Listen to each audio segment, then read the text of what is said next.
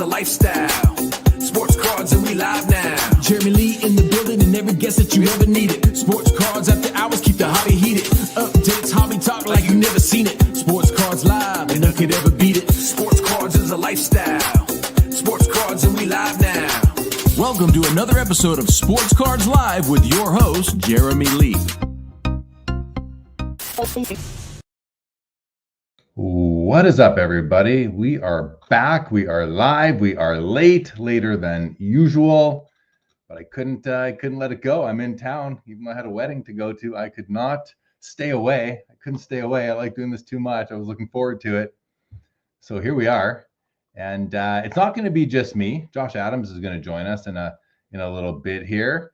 Let's see if Hoj is going to spectate tonight. No problem. This is a late start, and wasn't sure we were going to get to do it, but I tried, guys. Anyway, this is 279, episode 279 of Sports Cards Live, and it is Saturday, August the 16th, 2025. You know, my name is still Jeremy Lee, and welcome back to the show, everybody.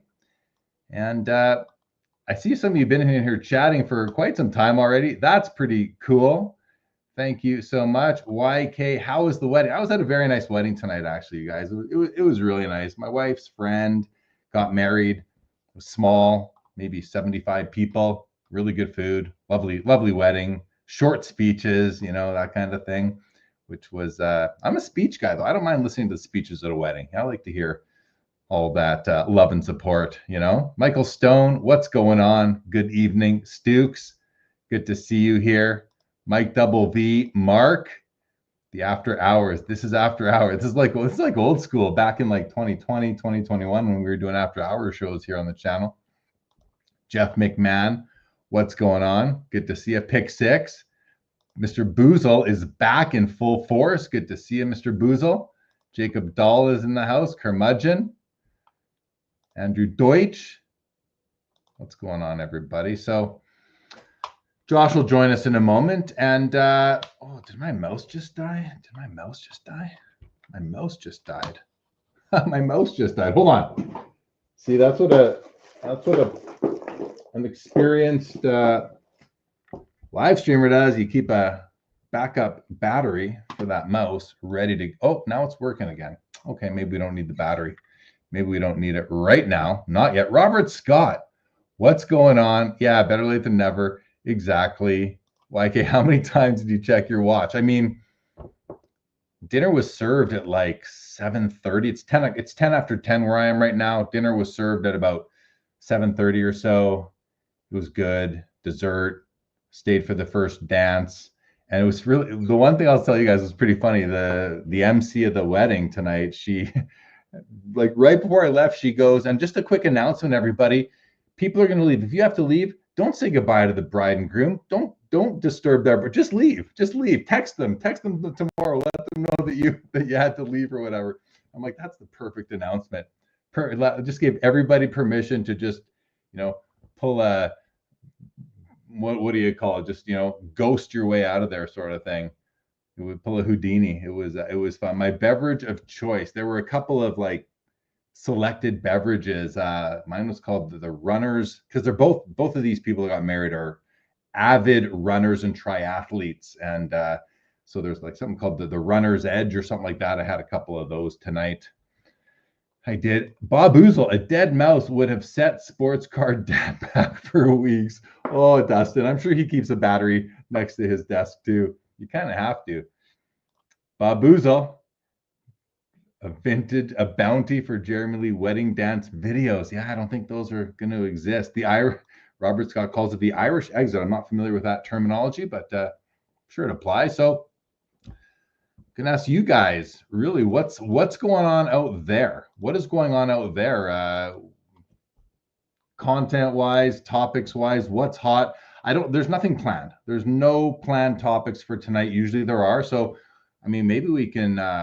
maybe we just, say hello, talk about this wedding I was at, and we call it a night, or maybe we come up with some things to talk about. So I'm gonna put it to you guys though for now, because like I was at a wedding, so I was distracted and rushed home, drove home, changed out of my suit, put on my midlife shirt, and and I'm here. So topic wise though, let me go. I'm going to look through last week's notes and see if there's anything that we maybe didn't get to. There's one topic I know Hoj, I got to save it for him. I got to save it for him. Then there's a topic that Joe and I were going to talk about last week, and that was around, is everybody chasing the same cards? And I've seen a couple of videos lately. People, maybe it was the president, John Mangini, was talking about, I forget who it was. Like, you watch, you listen, you read thumbnails and all that, and it's like, who was talking about what? But someone was talking about, is everybody just after the same iconic card sort of thing? So maybe we can talk a bit about that. YK's given us something. Do you think the National is worth going to just for hockey? No. I'm going to say no, not yet. It's not worth going to just for hockey. There is hockey there, but if you're only going there to look for hockey cards, there are better options out there. That's for sure. Like the Expo. The Expo in Toronto is really the best option. That's really it is. I mean, if you're already in Canada, you know that. If you're looking to get to just a show where you can just find a ton of hockey, I don't know if there's any in the US that would, nothing's going to come close to touching the Expo. Just nothing will. But all that said, you can find hockey cards at the National. I found some, and you can, but you got to look for them. They're not just everywhere like they are at the Expo. Duke says the top 10 iconic cards is a topic this week per baseball. And maybe it was Mike. I've watched some of Mike's stuff this week. Maybe it was him that I'm thinking of. Mark says, here's something. Why isn't there a scale that all grading companies need to adhere to? Why? Because these are private companies that can set their own policies. That Mark, it's a great question, but there is no standardization between grading companies. And I think that's something that, I think there's pros and cons to that. I think the pros is that, it's like buying a vehicle. Yeah, they all drive, they all have a steering wheel, a gas pedal, brakes, and all that, but they all offer a few different things here and there. The comfort of the ride, the torque, the acceleration, all the leather, whatever it is, they all offer something. I guess all car makes offer all these things too, but you're getting something a little bit different with each option. So maybe those are the pros, but the cons are that it makes it difficult to understand, and you can't transfer from a gem mint by one company is not a gem mint by another copy, or may not be a gem mint by another copy, and that makes it confusing for newcomers. Even at this wedding tonight, someone came up to me and said, "Hey, are you the sports card guy?" I said, "Yeah, I'm the sports card." At this wedding, anyway, I'm the sports card guy, and it was a father and a son. The father was, I don't know how old. The son was he was 31 years old, and the father was probably in his 60s, maybe 70s. I'm not sure, but the son has a Sidney Crosby Young Guns, and the father said, "Oh, my son's got a great Sidney Crosby card. Would you want to buy it from him?" And I said, "Well, I don't know." Right away, I figured it had to be Young Guns, and he said, "Well, what's it worth?" I said, "Well, I don't know. It's not graded. It's probably worth," and I was kind of guessing $1,500 maybe. And he said, "Well, what's a Gretzky worth?" I said, "Well, a Gretzky rookie's worth anywhere from $300 to $3 million." And like his jaw dropped and didn't understand how that could be. And I said, "Listen, there's a lot of nuance. I'm not gonna be able to explain it all to you here right now, but hey, check out the podcast if you want to learn some more stuff." So yeah, it even makes it difficult for people like all of us collectors. It makes it difficult for us to explain to someone else who might know that we're into the hobby. It makes it difficult for us to explain what grading is or how it's applied by various companies. But it's a great comment, Mark. And the fact that, so the simple answer is, why isn't there? Because there doesn't have to be. That's the simple answer. There's no one forcing any of these grading companies to all get together in a room and say, we need to align our standards. So there's that. Ben Burrow says, did you have thoughts on the card content is dying topic everyone seemed to touch on? I mean, I watched a bit of that, Ben, and my thoughts were, it's like, it's just content for that whole topic of discussion. It's literally content for the sake of content. That's all it is, in my opinion. I don't know where it started. So I can't really speak to what kicked it off. But if anyone knows what started, let me know. Like, why did that idea first come out? But when I saw it, I thought to myself, okay, do I want to, like, I'm not going to, expend energy to talk about it unless it comes up like this right now. But my thoughts are, if card content is dying, I can tell you guys that in the last 6 months, the views on Sports Cards Live have basically doubled, and the podcast downloads have gone.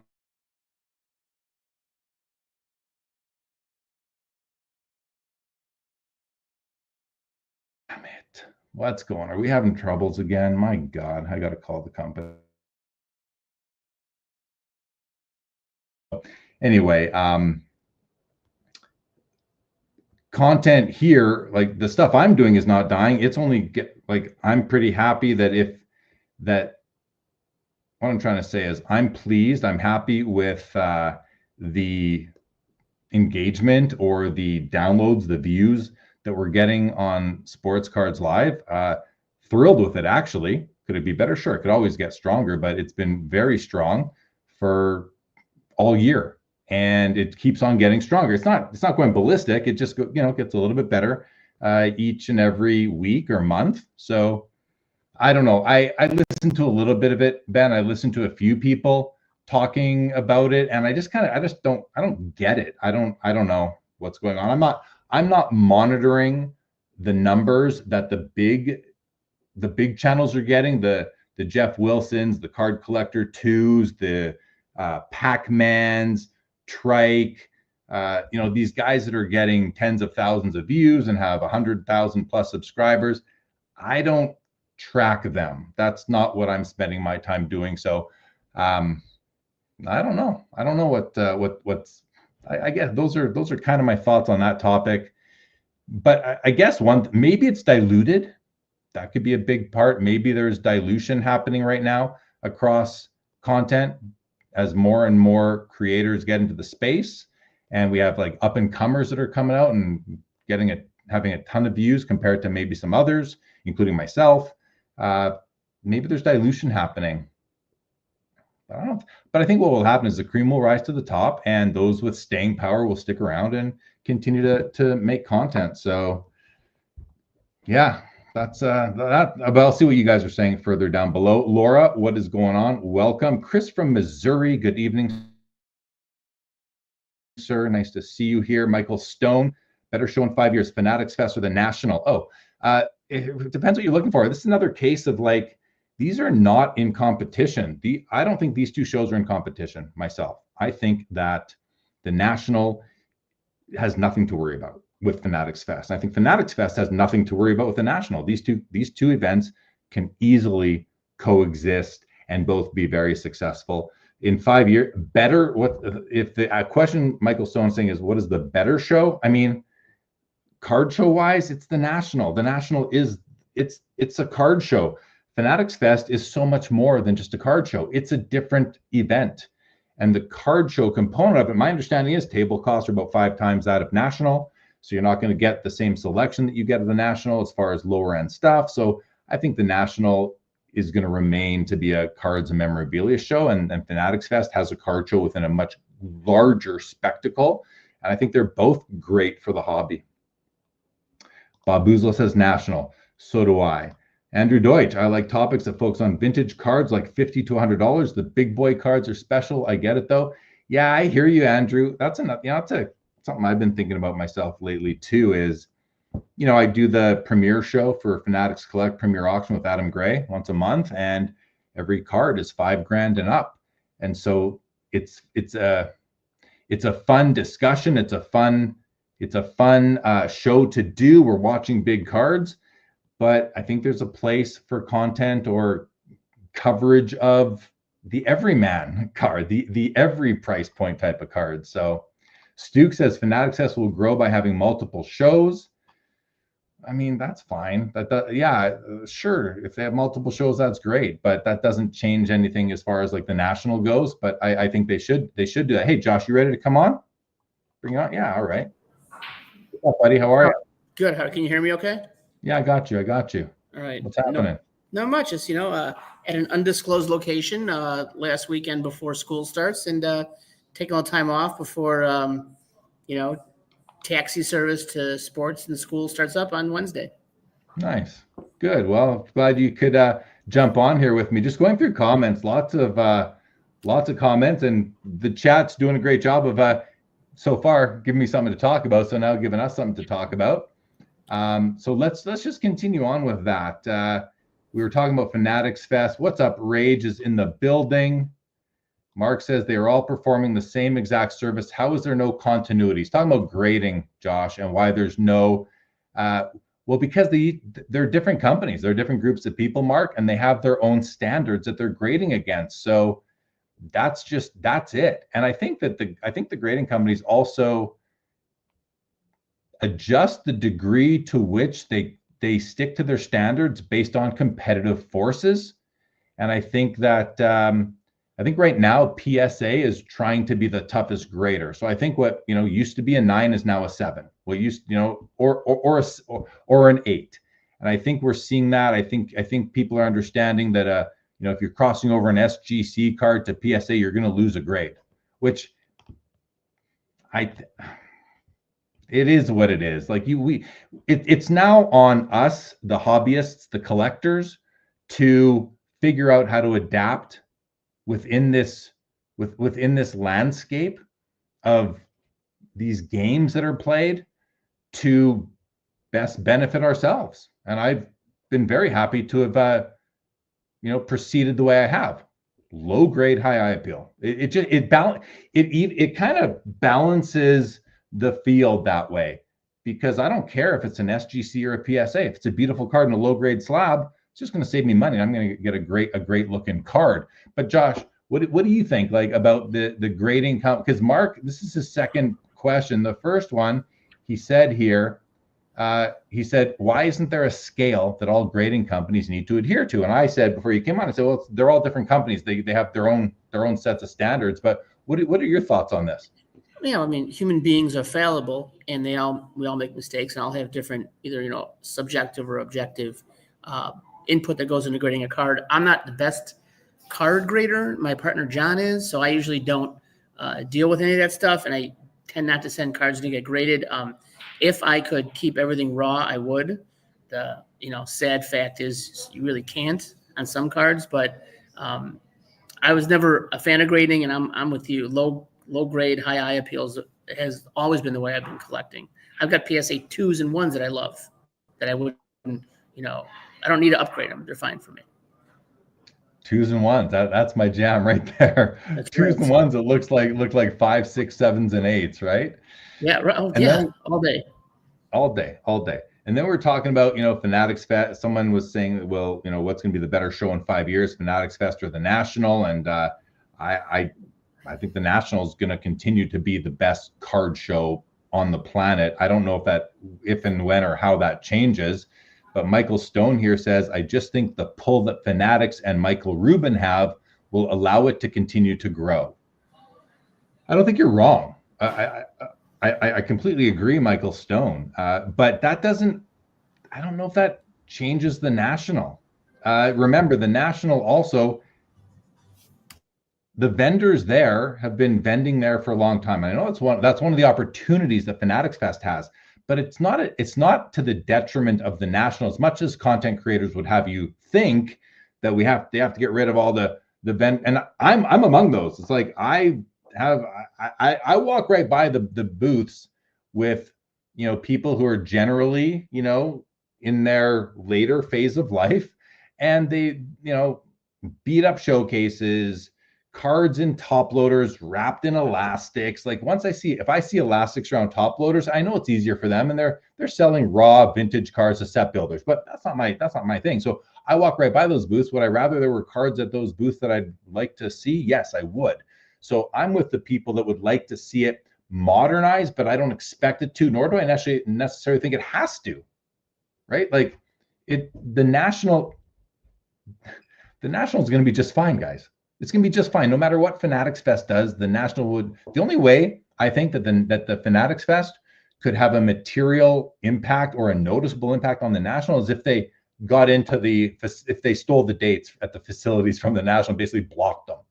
Otherwise, National's not going anywhere. So many people don't want to go to Fanatics Fest because, well, first of all, it's in New York City. I went to the first Fanatics Fest, very expensive trip compared to anywhere else.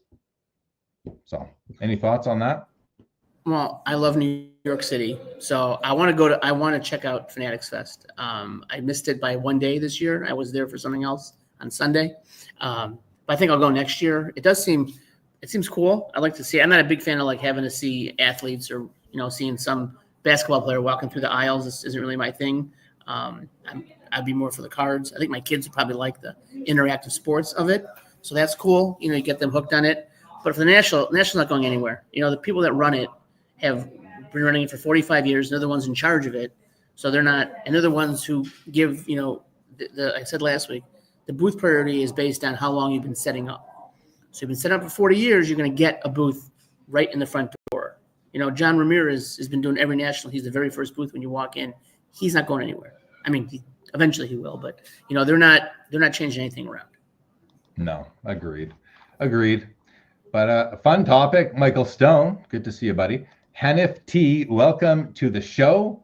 Andrew Deutsch says, yes, content is dying. There's so many channels to watch. I mean, it's actually the opposite of dying, I would say. I would say it's proliferating is the way I'm looking at it. I just think people need to talk, and they need to have something, doom and gloom to talk about, because that gets clicks. That brings people in. So, but Mark says, if I'm being brutally honest, there's too many channels to watch. Yeah, and that's gonna, like I said before, it'll filter through, right? Some of them will filter out altogether. Some people won't last, and some people will continue and become regular fixtures in the world of sports card content. Sacramento Kings Card says, I consume more card content now than ever while discovering more channels and seeing new ones come up.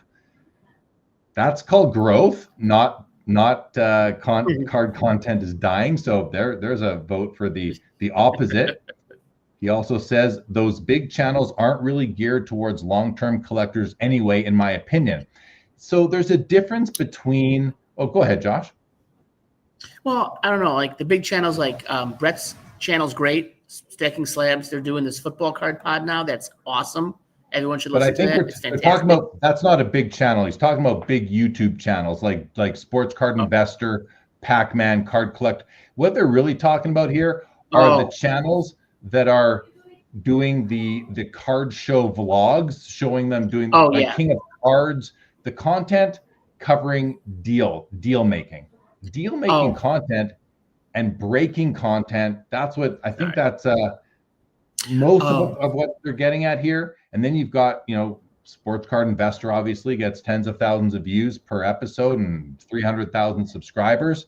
But yeah, that's kind of where they're talking. So those big channels that aren't really, so you mentioned Brett and Stacking Slabs. Brett and Stacking Slabs is geared towards long-term collectors. Sports Cards Live is geared towards long-term collectors, open to short-term too, but we're lifers, and we're talking as if we're lifers. So I think it's going to appeal to people who are already lifers or contemplating being lifers or might be lifers, hobby-wise. So that's what I think there. Michael Stone says, I don't think content is dying, but I wouldn't like to be someone new trying it.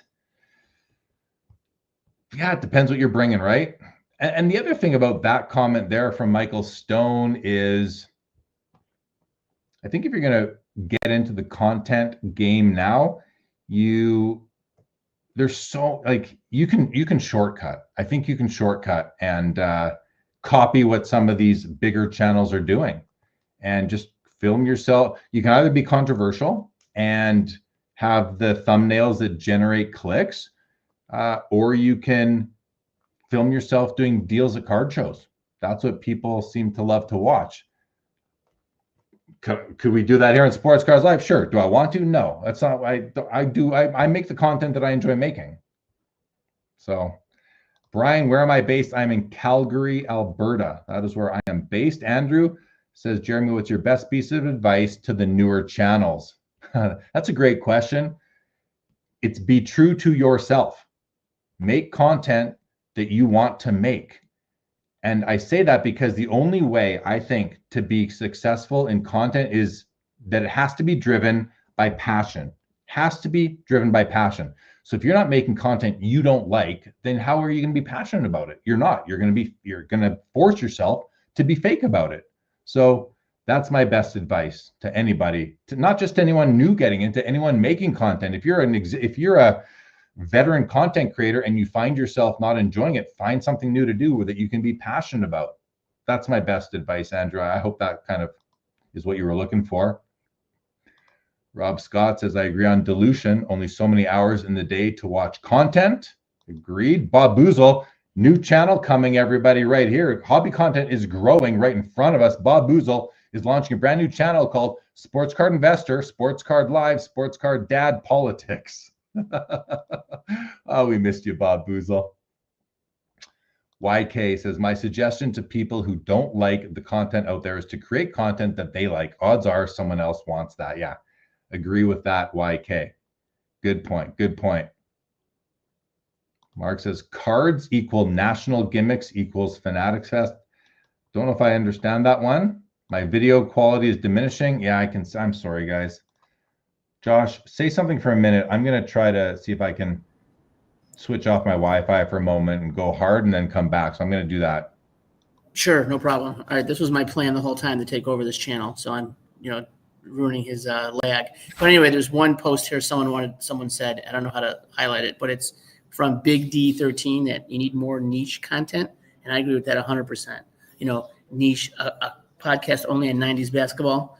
There was one for a while that was pretty good. Something on vintage football is right up my alley. I love vintage football. I would do a podcast on vintage football if I knew how to do a podcast. That would definitely be my thing. Pre-NFL, 1890s to 1930s football is rich in history. There's tons of areas you can collect. They've got photos, they got postcards. It's a very vibrant and, frankly, not that populated area. But the collectors there are very focused and very passionate about their cards. So that would be a great area. You know what? Hockey too. Jeremy Lee could do a hockey card podcast also, in addition to his Sports Card Live podcast. I think that's fantastic. In fact, we should all ask him to do that when he gets back on and he can hear us. I don't watch most of the deal YouTube shows, like some of the guys he mentioned. So I don't really know much about them, so I can't really speak to them. But like Chris from Missouri says, be yourself. Everyone else is taken is the best advice for life in general, not just cards. Right? Can you hear us? You got me? Oh, no? Yeah. Okay. You're still lagged, but you're still there. I mean, all right, yeah, still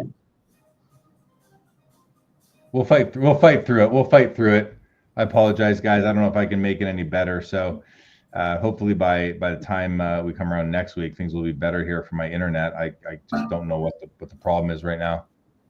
So yeah, but I like Chris from Missouri's comment here. That exact, talk about what you love. That's it.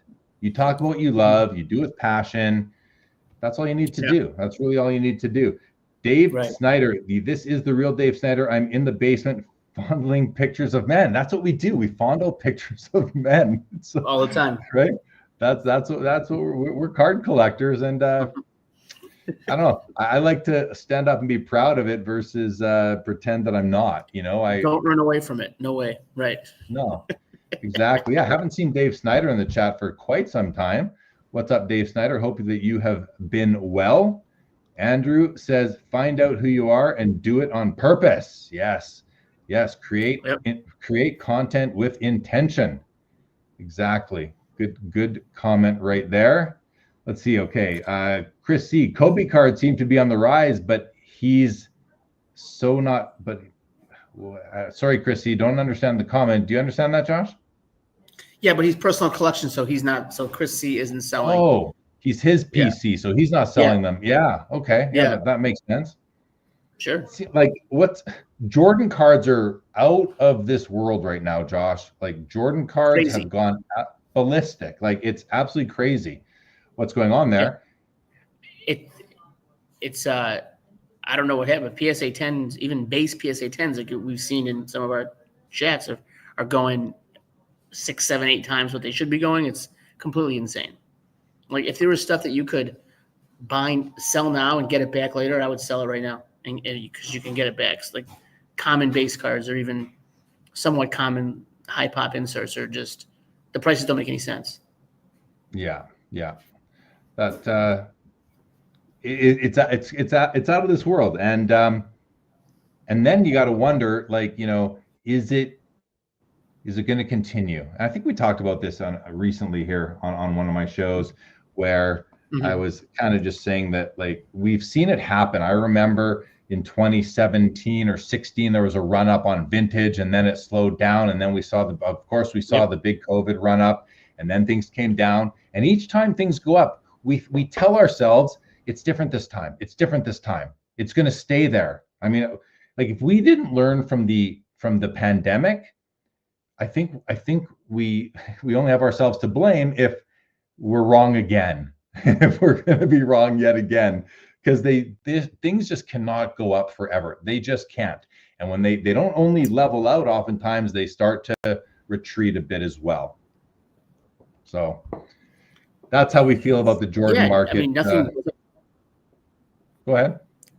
The good thing about the Jordan market now that's getting so hot is that there are some cards that you have never seen or hard to come up or coming out of the woodwork. Like there's two Star Rubies for auction now. There's a Team Skybox Rubies that's up for auction. There's how many Sign of the Times, 97 Sign of the Times have you seen in the past year?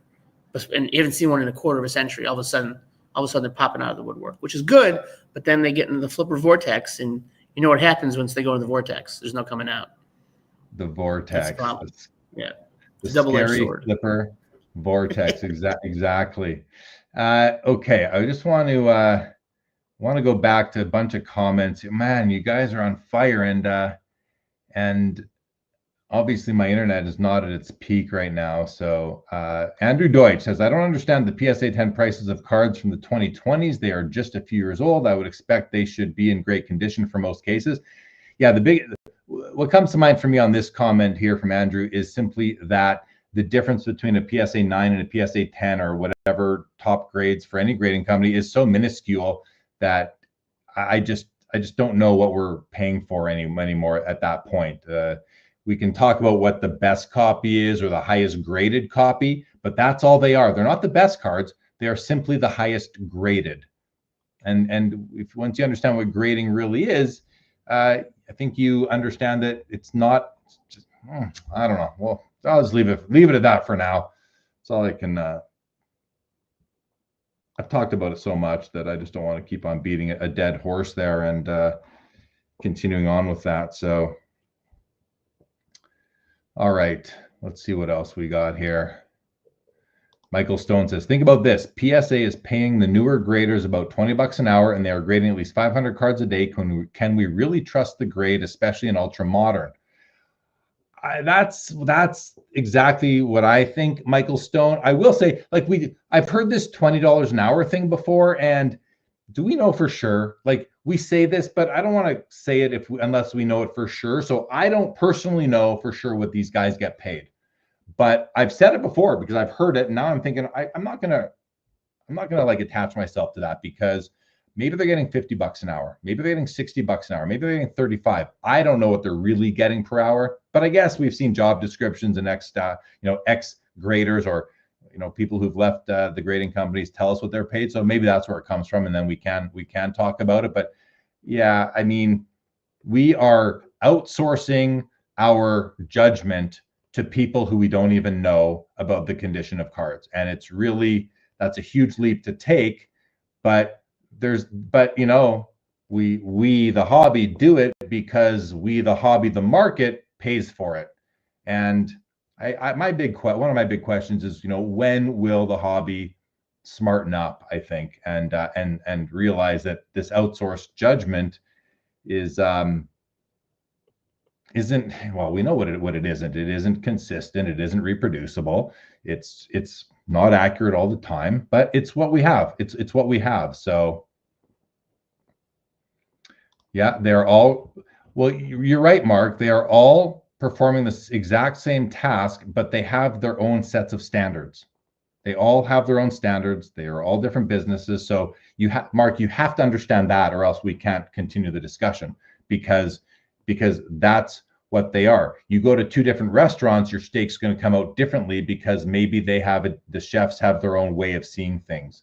The grading companies have their own ways of seeing things. So you just have to if you're going to continue in this hobby, you have to understand that. Bob Boozle, McDonald's and Burger King burgers taste. Oh, I didn't even see that until right now. I just said that. But exact Bob Boozle. Situational Adventure says PSA pays $25 to $30 an hour in Southern California. Yeah, I mean, I'll tell you what, guys. Like, for me, I will not outsource my judgment to somebody, and I don't care about how much they make. That's really irrelevant. What is important is their experience and their ability to be consistent and reproducible. But the grading companies have not proven that they can do that ever. They've never proven they can do that. So, yeah. Andrew says, I don't understand the PSA 10 prices. We did that one already. Mark, how what you're saying is not viewed as a problem is ridiculous. Exactly correct, Mark. This is the comment of the night so far. It is not viewed as ridiculous. It is not even viewed as a problem by most of the hobby, because the hobby is drinking the Kool-Aid. We are a hobby filled with sheep. That's what we are. We shouldn't be called the hobby. We should be called the pasture, because that's who we are. That's who we are in the hobby with. It's just the way it is. Mark also says, in my mind, you're confusing the individual businesses with the individual task. The businesses are different. The task is the same, but they each have their own ways of looking at it. So we're back to that again. Dan's Vintage, we missed you last week, Dan, says it was great to meet Josh at the National. Yes, it was. I'm sure it was. Hanif says, what is the best way to protect vintage cards? Is it best to have a card graded and safely secured in a slab? I think it's going to come down to also the weather conditions, the precipitation, the humidity in your area. So consider that. But slabs are fine if you don't throw them around, because cards do move inside of slabs. But the hobby doesn't care. Once it's in the slab, most of the hobby only cares about the grade on the label. They don't care about the card inside the slab. So, it doesn't matter if your card's getting moldy inside the slab. The hobby will still pay for it. They don't care. They don't care. Well, they being, not everybody, of course. There are some of us who I think a little bit more logically. Josh, do you agree? I totally agree. I mean, I think all these questions and comments about grading just kind of begs the question, or it's dancing around the issue that grading shouldn't be relied upon as heavily as it is. But it is, like you said, we're a hobby of sheep, so we're going to continue to rely on grading. Yeah, we are. That's what we have. It's the system right now, and it's dominated by PSA. They've done a great job of marketing their services and building loyalty, and the brand has more equity than any other brand in our whole hobby.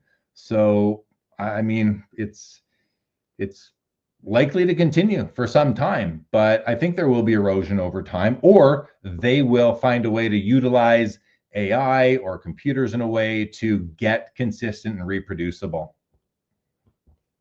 Professor, do you think the second floor that new dealers were placed at the National allowed more dealers to have showcase at the National? Is there still space to expand? Well, I mean, we had 75, there were 75 new booths or tables. So yeah, definitely. It was the biggest show ever at the National, more showcases, tables than ever. So yes, is there still space to expand? I don't know what there was more space up there, but I don't know if it was available. I don't know if there's fire regulations in place to stop it from being used. I mean, I've heard so many people I respect, friends of mine, say there was all this other room. Why didn't they use it? There might be a reason. There might be a reason why they didn't or couldn't widen those aisles a bit. There might have been a reason. There might have been a fire safety reason or something like that precluded them from being able. Maybe there wasn't, but there might have been. That's all I'm saying. Here, Bob Boozle, if I am the top grader of a company and see flaws in that original company, why not start another company and perfect the process? That's one reason it doesn't matter, Mark. Yeah, well, because one thing into that, Mr. Boozle, is starting a grading company is, it's not a friendly not a friendly task. You're not going to be you're not going to be welcomed into the hobby. Put it to you that way. Volcanic says all these people slamming the National as outdated are drinking Jeff Wilson Kool-Aid. I don't know if it has. Yeah, I don't know if it has anything to do with Jeff Wilson. I mean, he was very active at the National as well. I think he was there, very huge booth for kids and all that. So I don't know if that's Jeff Wilson Kool-Aid, but yeah, I mean, slamming the National. I don't know, man. Like, yeah, people love to slam things. It's pretty much what it is. Mookie Chilson in the house. What's up, Mookie? Sorry, go ahead, Josh. People slamming the National, there were lines out around the block, like a block long, to get in every morning. They had to open the doors early because there were so many people. So people saying the National's dying or slamming it just either weren't there or just have other reasons for why they're saying that. But it's not going away at all. Not even close. No, agreed. J.A. says, I just want the card content that only talks about card content creators in YouTube to die so we can get back to the cards. Well, yeah, I hear you, J.A. Here's the beautiful thing is that you can just unsubscribe. You don't have to watch that stuff. We curate our collections, we can curate the content that we are consuming. And I highly recommend that you do that because there is great content out there. There is. There's lots of but I say that for myself. There's great content out there for myself and what I want to enjoy. You have to subscribe and consume the content that you enjoy, and just don't force yourself to watch things you don't enjoy. I think that's really what it kind of comes down to there. Laura says there was an episode from August 9th that essentially threw out the creator content issues, which I had never heard anything about until that day. And I think it tsunamied after that. Okay. Yeah, I still don't know where it started from, but maybe someone told me in the chat here and I missed it. Big D. Oh yeah, you talked about this one, Josh. We need more niche content channel. And I heard you say I could start a hockey card podcast. I will not. I appreciate the vote of confidence, but I will not do that. We've got the Hockey Cards Gong Show. Those guys are killing it in the hockey cards podcast world.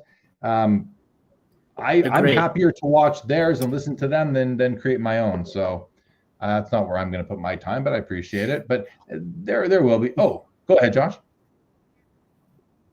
I would love to do a vintage football podcast. We could even call it something Dusty, and it'd be great. The Dusty Pod. Oh my God, that's it. There you go. Just got to figure out how to record, and I'm in. I need a microphone, headphones, and I'm set. I'm right there. That's all you need. Well, you could do that. Yeah, we got the Midwest Vintage Podcast. Football. Jordan Smith, Professor Sports Cards started all this stuff. Okay, so I've heard of Professor Sports Cards, but I don't think I've watched. I can't recall. I don't think I've watched any of his stuff, but I've heard the name, and it's not the sports card professor who joins us in here all the time. I think this is somebody different. Rage says, Bingo Jeremy, in which sports card content, especially if you're doing it for subs, likes, etc., and not passion, you're doing it wrong. Dan Brown says, Am I the only one that finds it incredibly cringy when content creators involve kids? I don't know. I mean, is that cringy? I don't cringe. I don't really cringe when I see someone doing a deal with a kid or there's a kid I mean, it's nice to see the young kids excited about the hobby. I guess, Dan Brown, it just depends. Let me put it to you this way. I could be cringed out depending on what the kid is doing and how the content creator is treating and speaking to and engaging with the kid. But I haven't seen much. Maybe I don't watch enough of it, but so I don't know. I think it can be cringy, but I don't think it's automatically cringy just because there's a kid in a video myself. I appreciate that. Chris C says, Jeremy, you provide great content. Grateful for that comment. Thank you so much. And then Dan Brown says, I like King of Cards. 80% of his video is kids recognizing him. Oh, like King of Cards, 80% of his videos are kids recognizing him, and it's really cringy. Okay, well, first of all, I will tell you guys, King of Cards' name is Kyle. Some of you probably know that. And I like Kyle. I like Kyle a lot. He's a nice guy. He's a very quiet guy. And when we've sat on panels before at card shows and chatted, and he's just a guy doing his thing. I like that he completely steers clear of any drama. And I have watched some of his stuff, and I do see a lot of his content is people recognizing him.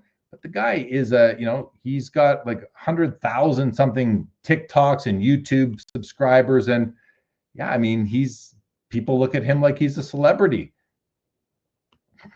I don't know. Take it for what you will. I'm not going to, I like Kyle. He's only ever been kind to me. So, okay. Sorry. That's old. These comments are old, guys.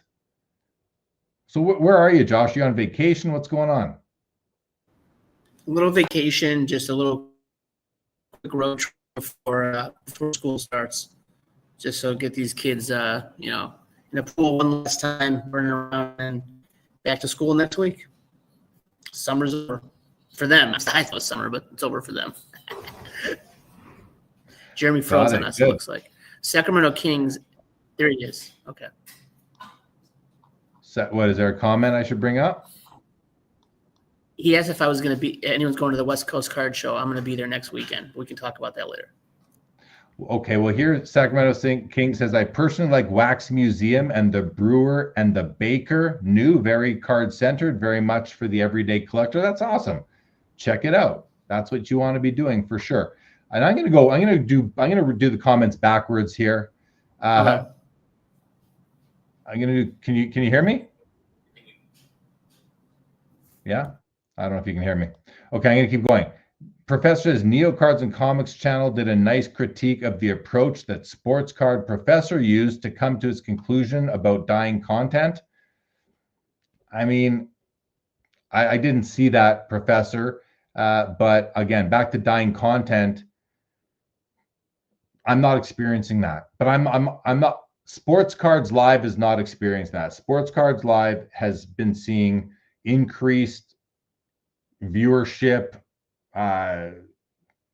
views and downloads on both YouTube and podcast. So not experiencing that right now. Andrew Deutsch, do you ever miss the days of the Beckett magazines instead of VCP or eBay? No, I don't.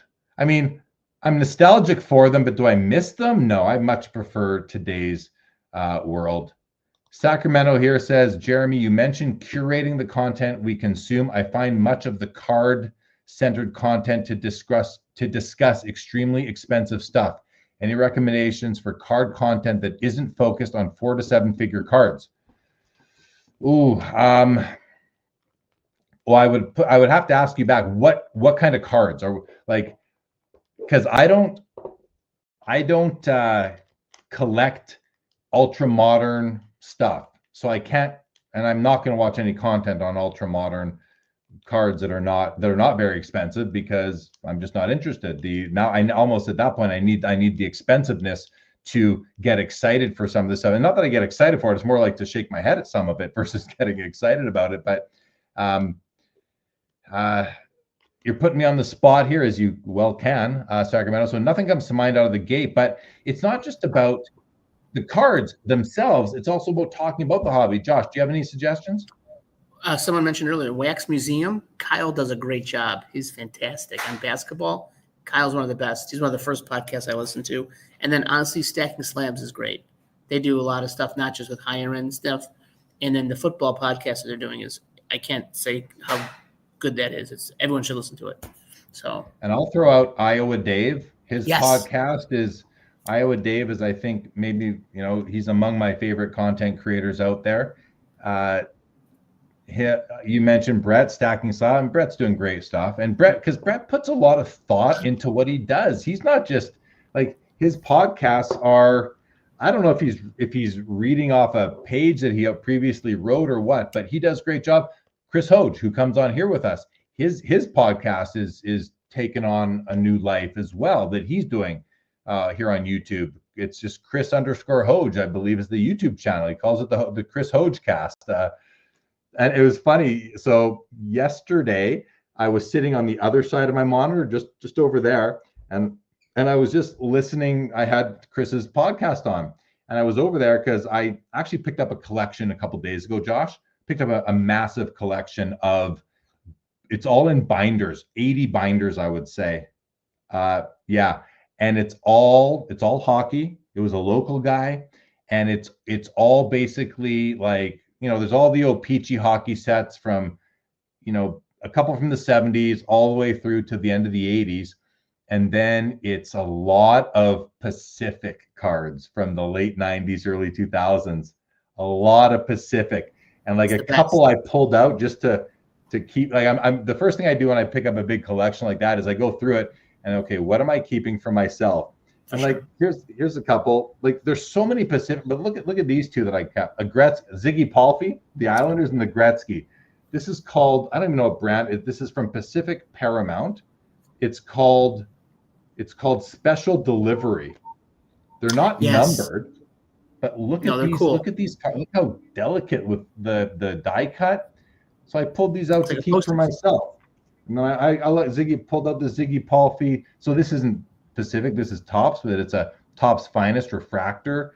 Uh, anyway, I was going through the collection, sitting over there, just binder after binder, looking through them, and I was listening to the Chris Hoge cast, and then it started like automatically going to the next episode, but it started from episode 1. So I listened to like episodes, I think 1 through 5, the other day while I was sitting here, like up till 2 or 3 in the morning, going through cards. It was a lot of fun. Here, Stuke says there was a time early in the grading era, high volume dealers would name their grade and PSA was okay with it. Saw it and decided not to grade much back then because of that. Yeah, there's stories of auction houses talking to the grading company saying, what are you giving it a 7 for? I can't do anything with a 7. Okay, well, here, take an 8 then. Like, yeah. Dave Snyder, please go back, grab my question. Okay, I'm just seeing that now. Dave Snyder, where I'm going way back. Okay. Here, I think this is the one. So what does he say? Do you feel, or can you agree, the grading era started with a bit of conflict of interest when Beckett started grading while providing the hobby standard price guides? Ooh, that's a great question.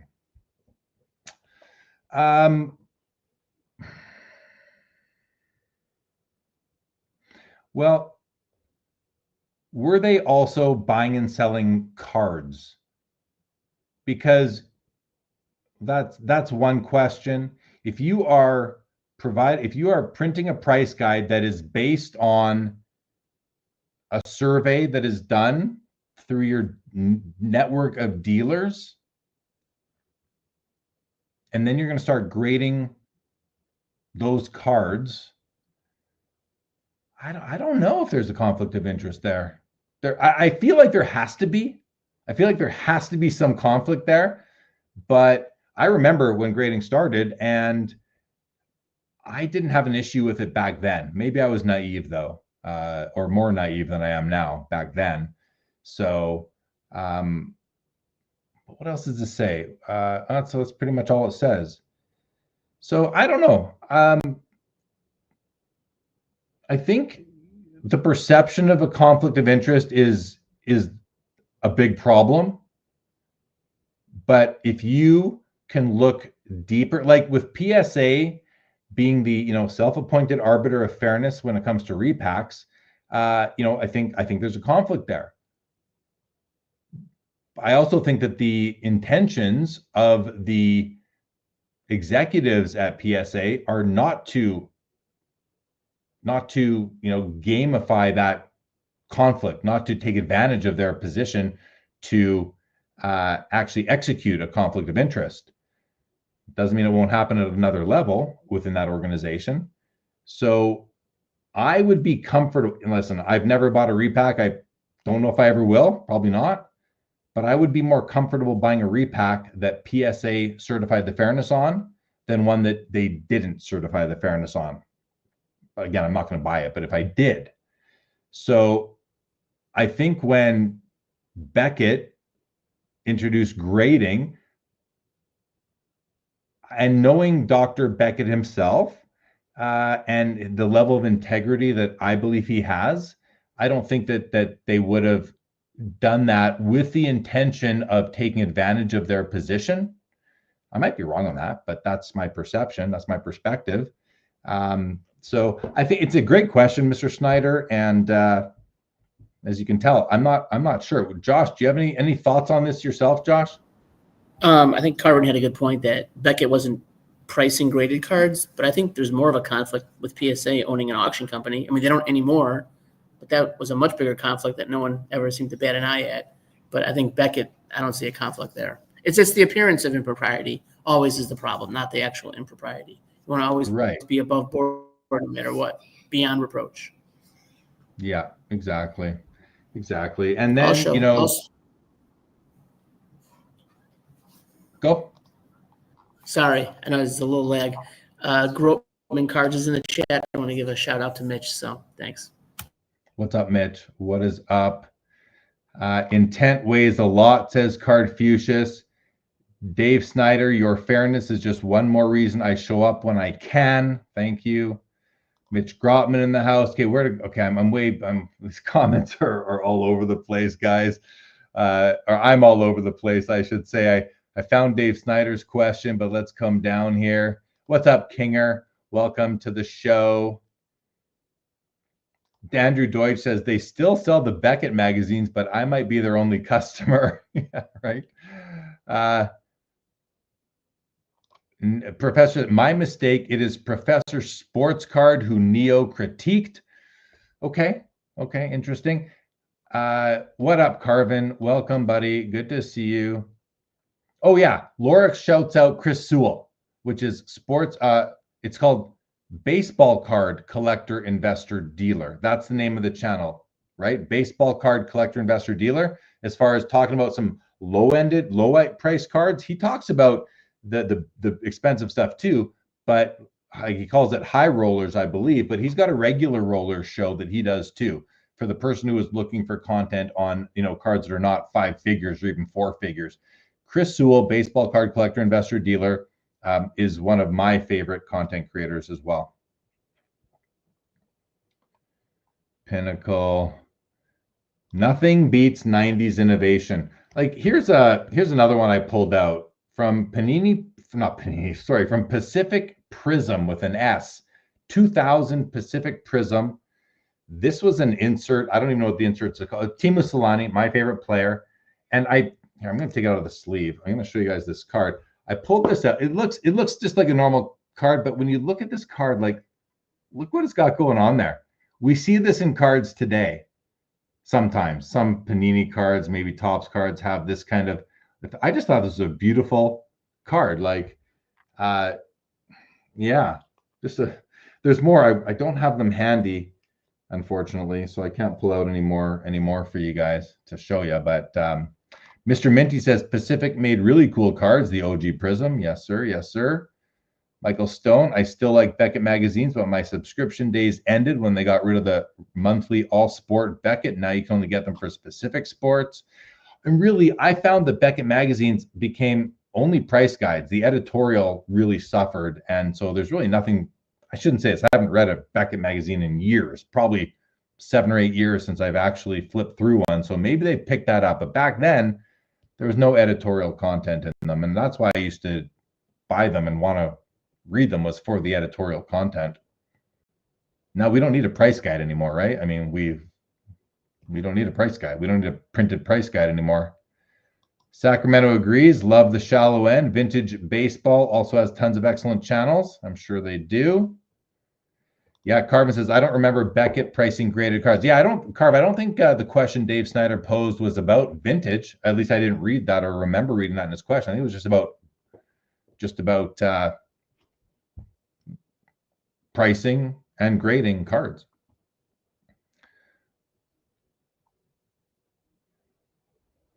Just looking at comments here, Josh. Okay, here we go. In a parallel universe, Roberto Clemente cards are the only Beckett 10s. Carvin says, if it's bad intent, it can exist on all levels. Bad intent or people that will sacrifice ethics for corporate profits as well.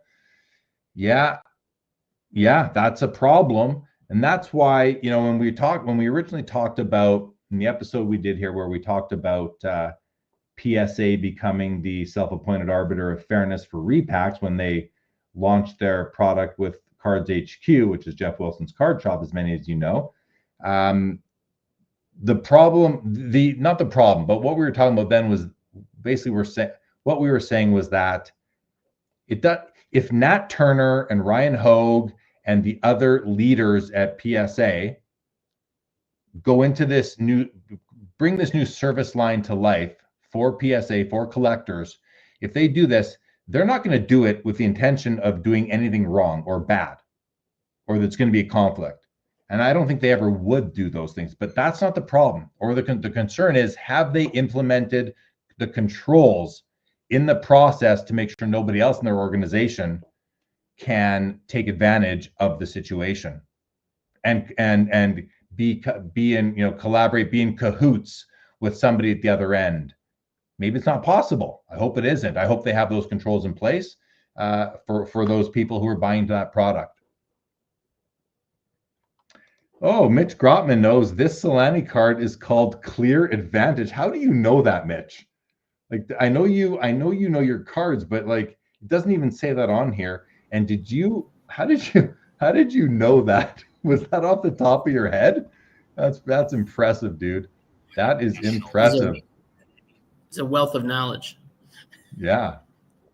Mookie Chilson says it would be a fun project to try and map the hobby content creator universe, a kind of TV guide for Hobby Town. Yeah, no doubt, Mookie. That would be that would be. I mean, at least put it, something that categorizes people into the different types of content, so that if you are a new hobbyist or you're just a hobbyist seeking out new content, you can at least see what kind of content is where. Situational says Chasing Cardboard isn't a bad show to see a breadth of cards and collections. Yeah, I watched the first 2 episodes. I haven't watched it. It's not that I haven't. It's just they're this is coming from me. They're longer and stuff, and they're kind of shows where you need to see the whole thing. But yeah, the shows I've watched I've really liked. Mitch says before we debated comps, we debated Beckett high value versus low value. Isaias Peraza, who I saw earlier today on the hockey card, the hockey card cast, I think it's called. It's just escaped me. Hold on, I'm going to tell you guys where that was. It was a fun episode today. He showed some amazing cards, actually, some stuff that is, amazing stuff. This guy's got an Alexander Ovechkin card that would make anybody lose their mind. Upper Deck, the Cup, rookie year, RPA, gold out of 8. I don't know. It's called the hockey, the card cast. What do they call themselves again?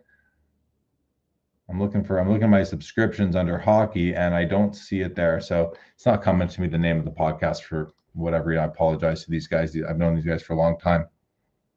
Dave Snyder says, was not about them selling the cards. It was a question of being in control of the ability to give a high grade and printing prices of those cards with high grades.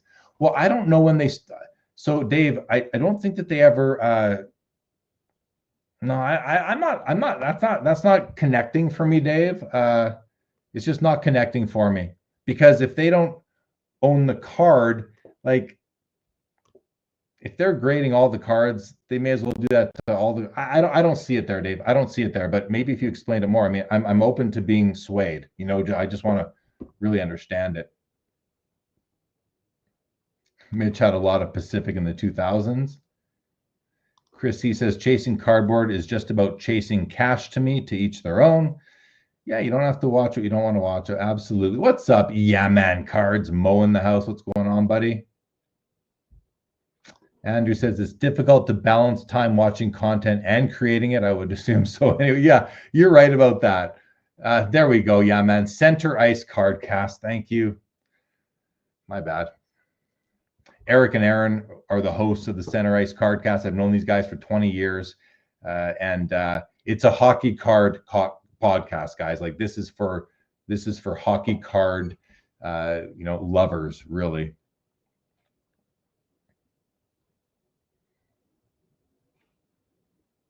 In that order, exactly, Mark. Baseball card collector, investor, dealer, in that order.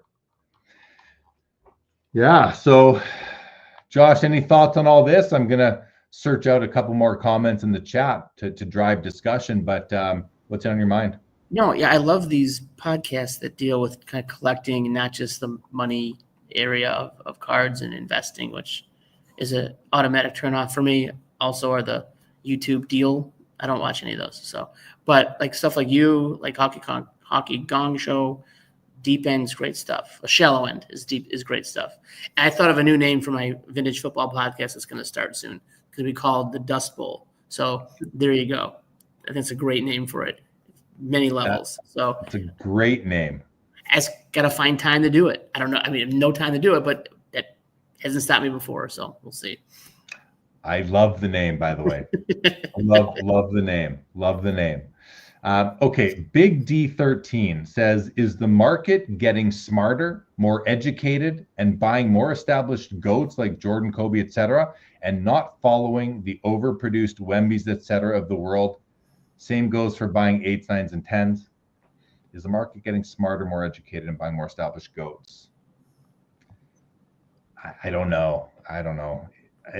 Because if the market is doing that, that's just going to increase the demand on those cards, which is going to increase the price of those cards.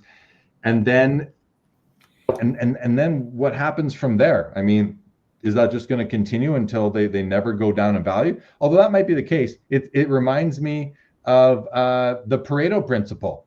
When we've had deep value investor Brent Wire on the show talking about that, and he's made a name for himself as, really talking about the Pareto principle and how it applies to sports cards and other areas of the world, other areas of life.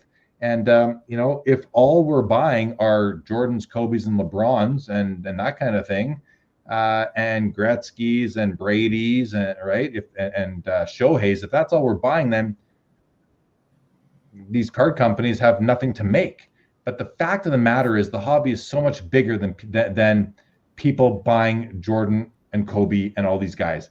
Like, it's so much bigger than that. So we get distracted or fooled by the social media that we watch and thinking that that's all that's going on. Fact of the matter is it just isn't. And I just have to look at this collection that I just as an example, this collection I picked up the other day. This is a guy who is 69 years old and just, getting on with his life and just is not into it anymore. And he decided to sell his collection. And this is the second tranche. I actually bought the first tranche off him several years ago. And he, out of the blue, he texted me 2 days ago and he said, I think I'm ready to move out of the rest of my stuff. And I looked at the text. I was like, oh, this is the best text I could get. I'm going to go buy a collection today. Like, how much fun is that, right? And the breadth of stuff that this guy had, like, he wanted to have autographs of every player to ever play hockey. So I don't know how many autographs I just picked up, but it's in the high hundreds. Like, it's a ton of stuff that we're not talking about Gretzky's and Lemieux and Orrs, like, all the way, and Gordie Howe's. We're talking about everybody that's played hockey. So, several 50-cent autos as well as, a couple that are worth hundreds, but. So it's an interesting question, Big D. I appreciate you asking it. But I am skeptical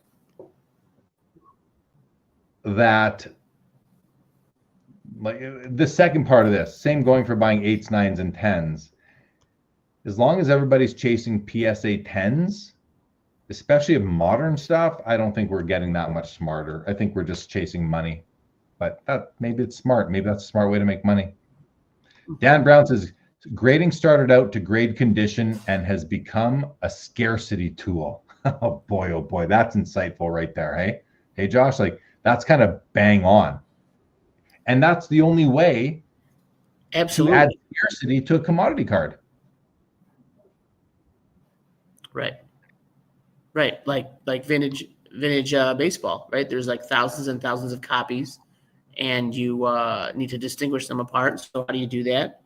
Which Clemente rookie is the best?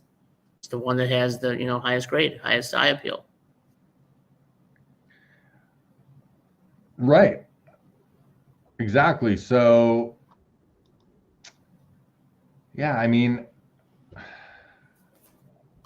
yeah, they're grading. I think grading first started out because we were buying from across the world, the advent of the internet. So it was giving you comfort, but it was just started by people, who were experienced dealers, I believe, who decided, hey, here's an opportunity. So good for them for doing that. That makes a ton of sense to do that, and it's evolved. And now I think Dan Brown makes a really intuitive comment here that it should be about grading condition and not about worrying about the population. I think that the population, I almost think that the grading companies shouldn't know what the population, they should not be tracking their own population. That should be outsourced to, like, they shouldn't be able to know what that grading distribution is, because once they do, it motivates them to control it, to manipulate it. And I am in the camp that there is population control going on. And I'm not saying that they will deny there to ever be another PSA 10 Wayne Gretzky rookie, 79 Peachy or Tops rookie.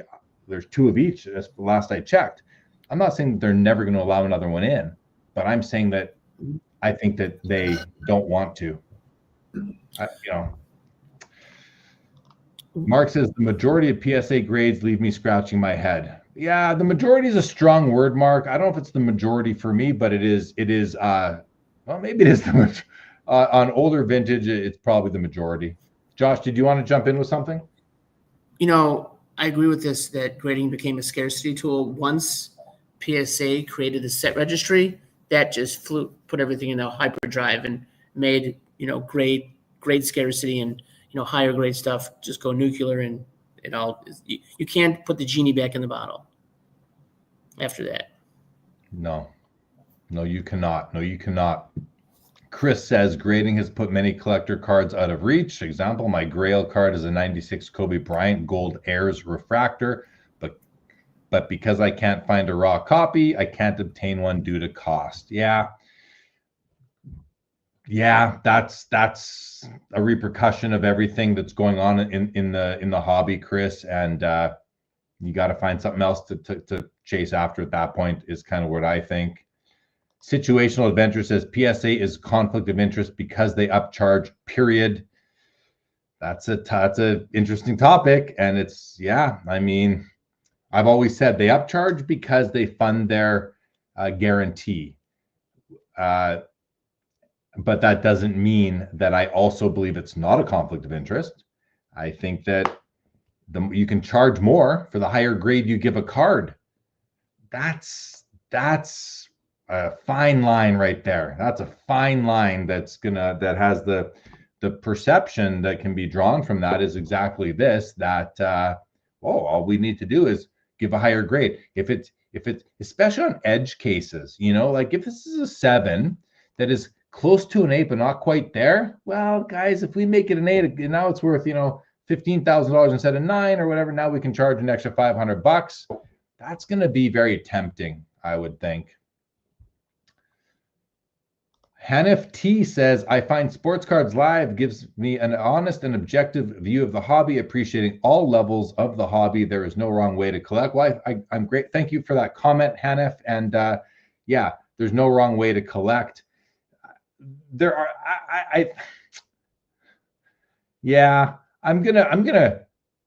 I always say that too, collect what you like. I'm not gonna come at you for collecting how you collect. And for people who collect in ways that I don't agree with, which is like just buying the grade, not the card, like ignoring the card when you buy a card and just buying the grade, I don't respect that type of collecting at all. Like, I have no respect for that approach to the hobby. But if that's what you're going to do and you love that, all the power to you. And then I'm actually benefited as well, because you're going to take all your money and put it into these overgraded cards. And that leaves the better cards for me, the better and more fairly graded cards for me and other people. That's kind of my line on that right now.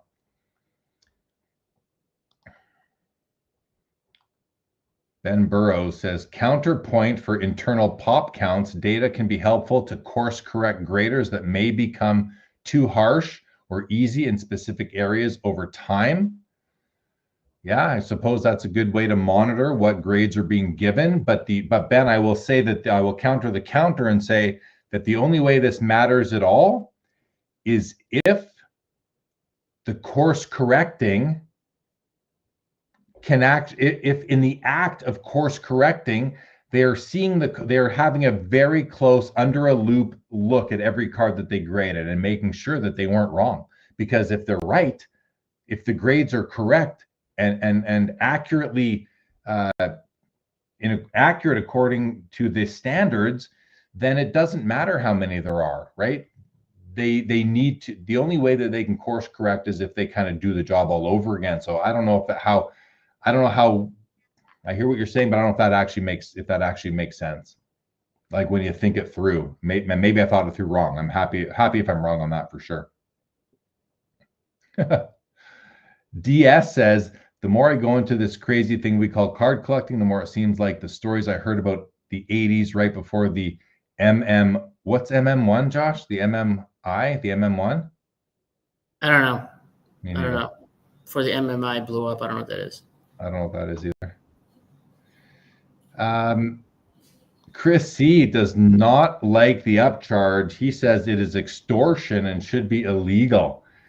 Wow, I've never heard it called extortion before, but they will take it out of that holder and maybe give it back to you and not force you to pay the upcharge. Like what happens with PSA, Josh, if you refuse to pay the upcharge? Will they just send you your card back raw? I think so. I think they won't grade it. I think that's never happened to me. But when I send some in for customers, they always want the upcharge because they know they're going to get more money. But to me, that whole, listen, they're a corporation. They have an obligation to their shareholders and their investors to make as much as they can.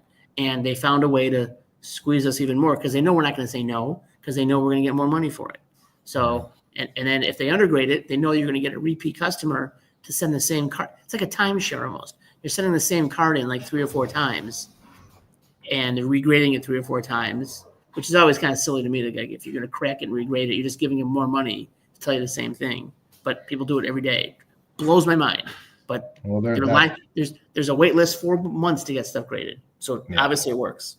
Well, those people are playing the game. They've gamified the system, and then people that are doing that are just doing it to make money. And it's like that's what the system allows them to do. The system allows them to play that game of resubmit it until you get the grade that you want. And not like it's going to happen every time, but that's what people are doing. So I'm not a fan of that part of it at all. That's part of the reason why I don't respect grades. It comes back to what I said earlier, outsourcing your judgment. Now, if you're really new in the hobby and you just don't know how to assess the condition of a card with your own 2 eyes, grading companies come in very handy because you're going to be at least within 2 grade points of the true grade of the card. I think, some 6s could have been 8s, and it all comes down to when it's being graded as well in their history, who's grading it, the time of day, how their mood is. These are humans, and we know that. You're buying an opinion, is all you're doing. But I'm not willing to I used to be in that camp. I used to outsource my judgment to the grading companies to tell me what condition my cards were in, and I still I don't grade directly anymore. I will not. I don't say I'll never do it, but I don't grade directly anymore. I haven't in a long time. But I buy graded cards all the time because I like knowing that they're authentic for the most part. I think they're pretty good at authenticating cards, and I like how they look, and I like it. It's a uniform with my collection. But the number on the slab means a lot less to me than it used to, like a lot less, like 75% erosion on the value I put on the grade given by the grading company. And I'm talking mostly vintage. Modern cards, you're talking about such a minor flaw that can move a card from an 8.5 to a 9 to a 9.5 or just straight to a 10, that it's like they're all the same at this point. Almost all. They're very similar. They're so similar that that the grading has just become a way to create the scarcity or a smaller population, something to strive for. Like the Beckett Black Label is a great example of this. To me, the Beckett Black Label is the worst offender out there of all this, because I mean, I remember being at the Sport Card Expo 10 years ago, and people were coming to my booth to tell me how they just got their, they'd be like, hey, I just need to get this one subgrade bump from a 9 to a 9.5 or 9.5 to a 10. I'm going to get the bump. Like, so excited when they'd now come back and say, they gave it, I got the bump. Like, if you're a serious buyer of sports cards and you're paying premiums for cards in these high grade holders, wouldn't you want to know that these cards used to be in a lower grade slab, and that another grader on another day thought that your card wasn't worth as much as you think it's worth? But if you're just selling it, then it's, just pass it off to someone else. Let someone else be the sucker, I think that's what a lot of people are doing, taking advantage of suckers in this whole thing.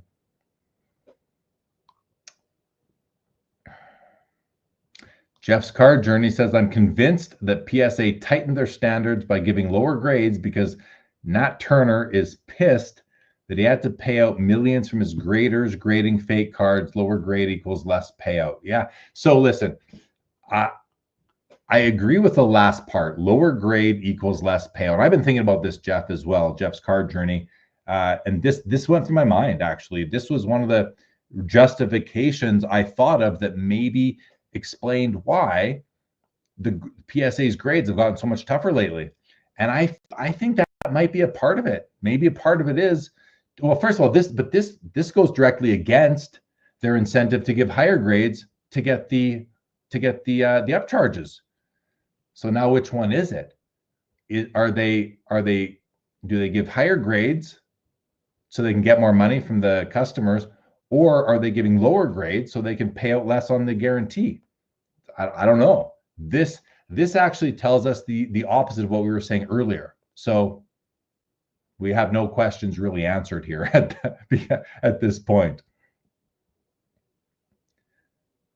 Yeah, I don't know if he's pissed off that he had to pay millions from graders, but grading fake cards is different than misgrading authentic cards. So I don't know if that's why, Jeff, but your last point really makes you think, I think.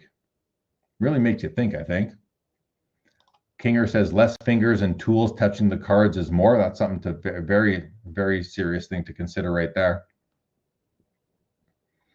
Situational Adventure says, how does CGC or BGS become a legit? Hold on, I have to sneeze. Excuse me. How do they become a legit number 2 competitor to PSA? Because competition is healthy, and PSA just gave a masterclass in squashing their number 2 competitor. How do they do that? It's going to be really hard for anybody to take any meaningful market share away from PSA. I mean, again, they have 90+% of the market share. And then that last 10% is split up between Beckett, CGC, and, a bunch of smaller companies. I don't know. I don't know how they do that situation. If I did, I'd be advising these companies and billing them through the nose for it, probably. The Barrett Collection says, Tag had me hopeful for standardized grading. It seems, however, they have lost momentum. Listen, I just because I am an investor in Tag, I can tell you that they have not lost momentum. They've gained momentum. They are working 3 8-hour shifts a day. They are at full capacity. They've added more equipment, more staff. They've hired 80 people in this year alone, something like, don't quote my numbers. And if you're on their email list, which I am, and I just got an email from the other day, they are growing right now. But I think it's mostly in TCG. The sports card community has been very standoffish with Tag, while, on a more macro level, there are people who love it, but the TCG community has really taken to them. Post-wedding hot takes. That should have been the name for this episode, Mr. Boozle. DS says, sorry, just feels way too cutthroat. Even corps like ComC feels like customer service is gone, and you have to what entities like. Thank you, DS. Spilled my drink after that sneeze. I'm sorry. Thank you, Laura. Appreciate that. I could have muted myself, but I chose to let you guys we're hanging out, right? We're hanging out. Yeah, Laura says tag equals TCG. And it's not that tag equals TCG. It's more that TCG embraced tag. That's kind of the way that went. They do some tag does do some sports cards, but their submissions I'm thinking are like 90-something% TCG and under 10% sports. Bob Boozle is pleased with ComC and the customer service. Yeah. So Josh, what do you got? What do you got at this point? Anything after some of those comments that got you thinking? I mean, I just think it's almost next to impossible for any of these smaller companies to break into the market share that PSA has, just because the way that most collectors and dealers and flippers hold on to PSA, and they have such a garner such a higher price. It's gonna be hard to get people to move with any sort of numbers to get market share from them. I think you're right. I think you're right. By the way, Rage, I unplugged my router yesterday and plugged it back in, so that didn't help. No, I'm gonna call my internet company here. White cases, how much do you guys think graders should be paid? Oh, that's a good question. Josh, you wanna throw a guess out, or just a guess, an opinion? How much do you think graders should be paid? like entry level guys. I think we got to break that. Enough to afford an apartment and a living wage on a 40-hour work week. That's how much they should get paid, like anyone else. So, you don't get me involved in workers and paying and labor. So, but that's just my short answer. Okay, I'll take a different approach, and I will say, okay, so there's two ways to look at it. One is where we pretend that we understand the metrics of a grading company and we know what they can afford to pay. We not pretend, but as we there's a lot of assumptions that have to be thought through in order to come up with a well thought out answer to this. And there's not time to do that. So then you just come back to kind of your gut feel on what somebody should make. And the way I always like extrapolate from an hourly wage to an annual wage is take the annual salary, double it, and add like 3 zeros. So $20 an hour would be $20 an hour is 40 grand a year, right? $50 an hour is about 100 grand a year, because there's 2,000 something hours working hours a year, on a 40-hour work week. So if you just double it and add a couple zeros, you kind of get there. So $20 an hour is 40 grand a year. I don't think you can live on 40 grand a year anymore. Okay. So $50 an hour is 100 grand a year. That's okay, especially for someone, single, no kids. 100 grand a year, you can definitely live on that. I think you can live on that nowadays, right? So is that the amount? And then I think to myself, well, how much revenue are these graders generating for their employer? And what is the margin on each hour? How much profit are they contributing to the bottom line of the company for each hour that they're there? So if I'm being paid $50 an hour, but I'm contributing $1,000 an hour to the bottom line in profit, well then 50, I don't know if that's enough. But then there's other, and by profit, then are you talking before or after the fixed costs, before or after the overhead? So how are we looking at this? I would just I guess you got to go above fixed costs. Maybe you just think about the variable costs, in terms of their equipment, the rent that is paid for their few square feet that they're sitting on, those sorts of things. So if you go after all that, and I don't know what these profits are, but a percentage of the profit that each grader is contributing to the company's net profit, is what they should be paid. And what is that percent? Is it 1% right now? Is it 5, 2, 3? Is it 10? Is it 15, 20? It's probably not much more than that. So if we knew that number, I'd have a better opinion, I think, on this. But just to get rid of all that overthinking, $40 an hour. I'll put $40 an hour out there, Josh. I don't know. Let's see what the crowd is saying. Bob Boozle, if graders got paid a lot of money, then we'd have one less way to insult them. That's fair. DS says it was a numbered card. Oh, I don't know what that's about. Ben Burrow says, okay, so where's YK's question? I guess I got to go up to YK's question now to follow what Ben is talking about. No, it looks like I can't find that. So he says, how long should graders be trained? CGC has claimed something like 12 months at a minimum. Is that enough? Hobby sentiment is that it isn't, but it's more than most jobs. The other thing there is, should graders be collectors or should they not be collectors? Like, is there a benefit to the hobby for grading companies to hire grading staff that are collectors and that have already been scrutinizing cards for their own collection and looking at them? Maybe. DS says, nice part is I could pull the card up when I bought it. Guess what? That card didn't have the wear. Emailed them, no response. So I don't know what that's about right now. I'm out of order here. Mitch spilled my drink after that sneeze. Sorry, guys. I'm just going back up, trying to stay on top of comments, but it's tough when you're not, in your usual flow. Ben Burrow says, hard to see graders taking PSA market share by attempting to do the same thing better. It requires flipping grading upside down and winning with a new process. Tag has the right idea, hasn't executed. Yeah, Tag, the only thing Tag hasn't executed on really is scale. If they could scale, and they're going to eventually, then I think they'll execute. Isaiah says, I sold all my BGS 10s this year and converted them into some high-end RPAs. I enjoy much more. Great idea. Great idea. Selling cards that are only valuable because of the holder that they're in, I think is one of the smartest things you can do. But again, maybe the hobby, maybe the Kool-Aid gets spiked even stronger, Josh, moving forward, and it goes in the opposite direction. That isn't smart because inconsistent, greatly graded cards are just going to keep on going up in value, which might be the case. Yankee says Tag needs to do vintage too. Well, and that's a good comment. This had me, I was thinking about this the other day about SGC and why collectors isn't as they don't really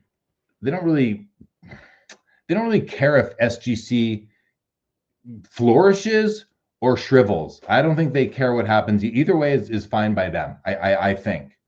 And I think a reason for that, I want to know what you think of this, Josh. I think a reason for that with SGC is that SGC has predominantly been a vintage event, just like Tag is mostly TCG. I think SGC is mostly vintage. Well, the population of cards that are eligible for being graded, the population of vintage cards that are eligible to be graded are smaller now than they've ever been before. And we can say this every day moving forward as more and more get graded, but it's kind of like a dying service line for grading companies because it's just like unopened packs. The more unopened packs that get open, the fewer there are. The more vintage cards that get graded, the fewer there are to get graded. And we're 35 years into grading now. What percentage of vintage cards that are really going to be graded have been graded? I don't know the answer, but I think that, and the same thing sort of applies to Tag. Why should they spend resources to become proficient at grading vintage cards if the future of grading is modern and ultra modern? I don't know what you're talking about here, Mark. He says, I'm not so sure about that, Jeremy. Recently, there have been some epic failures in that regard. Sorry, Mark, I don't know what that's about.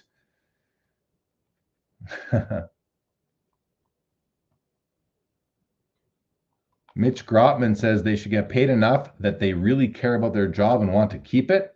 Yeah, that's a good way to put it. That makes sense, right? Mike Zier. who will be joining us as a guest on Sports Cards Live in the next couple of weeks here, says, I think PSA will upset enough people with their new grading standards that another company will make a push into their market. They will still clearly be the number one company, however. Maybe.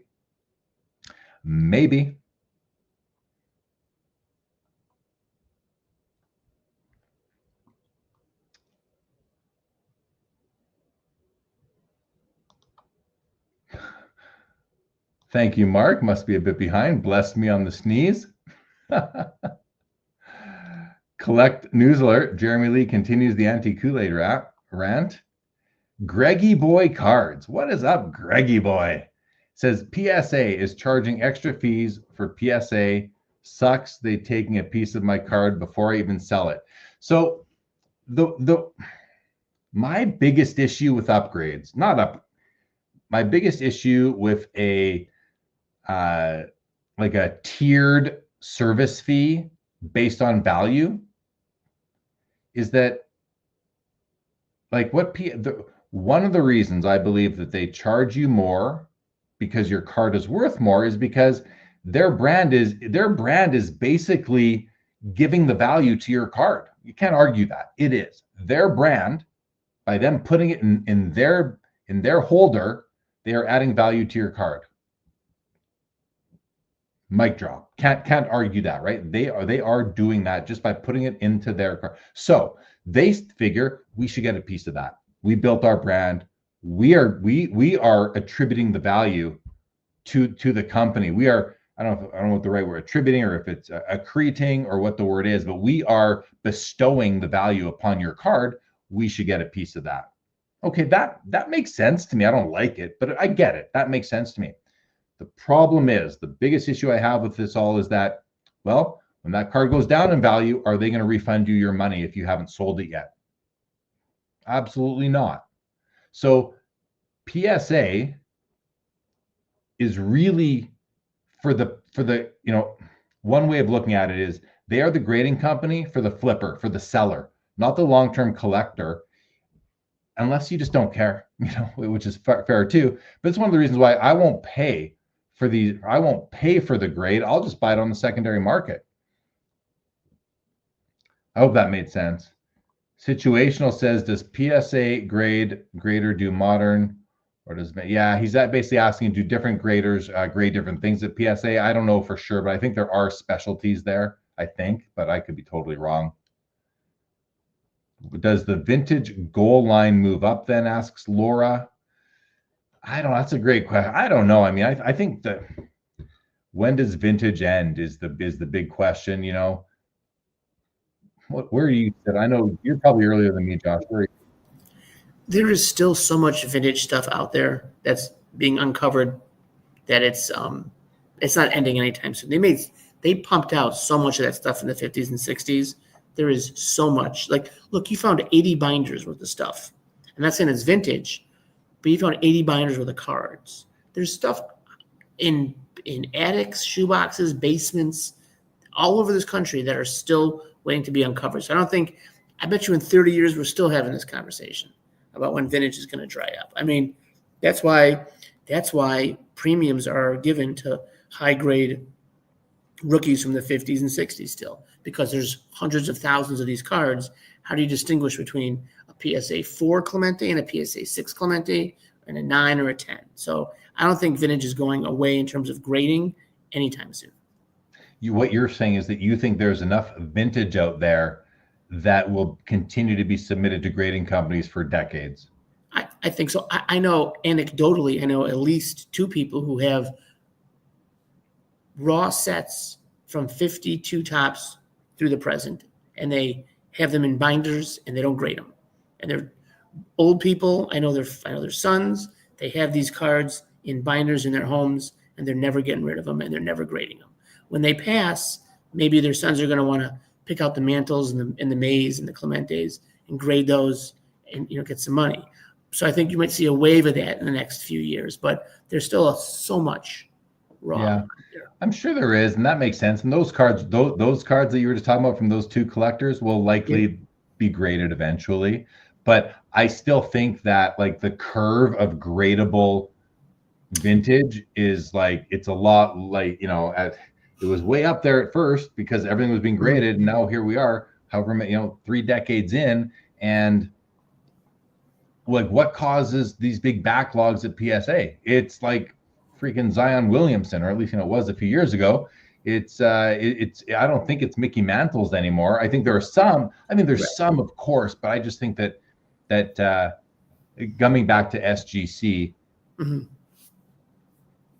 I think PSA can grade the vintage cards. I think that they charge more. PSA charges more, so collectors gets more money on a PSA grade than they do on an SGC grade anyway. So, but I still do think that if you were to look at the mix of vintage versus modern cards going into PSA and Beckett from the beginning, really, I think you would have seen a more even, like on a bar chart sort of thing. I think you would have seen more even. And I think as the years go by, vintage goes up, modern gets higher, and vintage comes down. I think that's going to continue to spread as time goes by, until eventually all the vintage is graded. I don't mean all of it, of course, but the gradable stuff is graded once all the older people sitting on their raw stuff do die, and those cards they make their way into the secondary market only to be graded.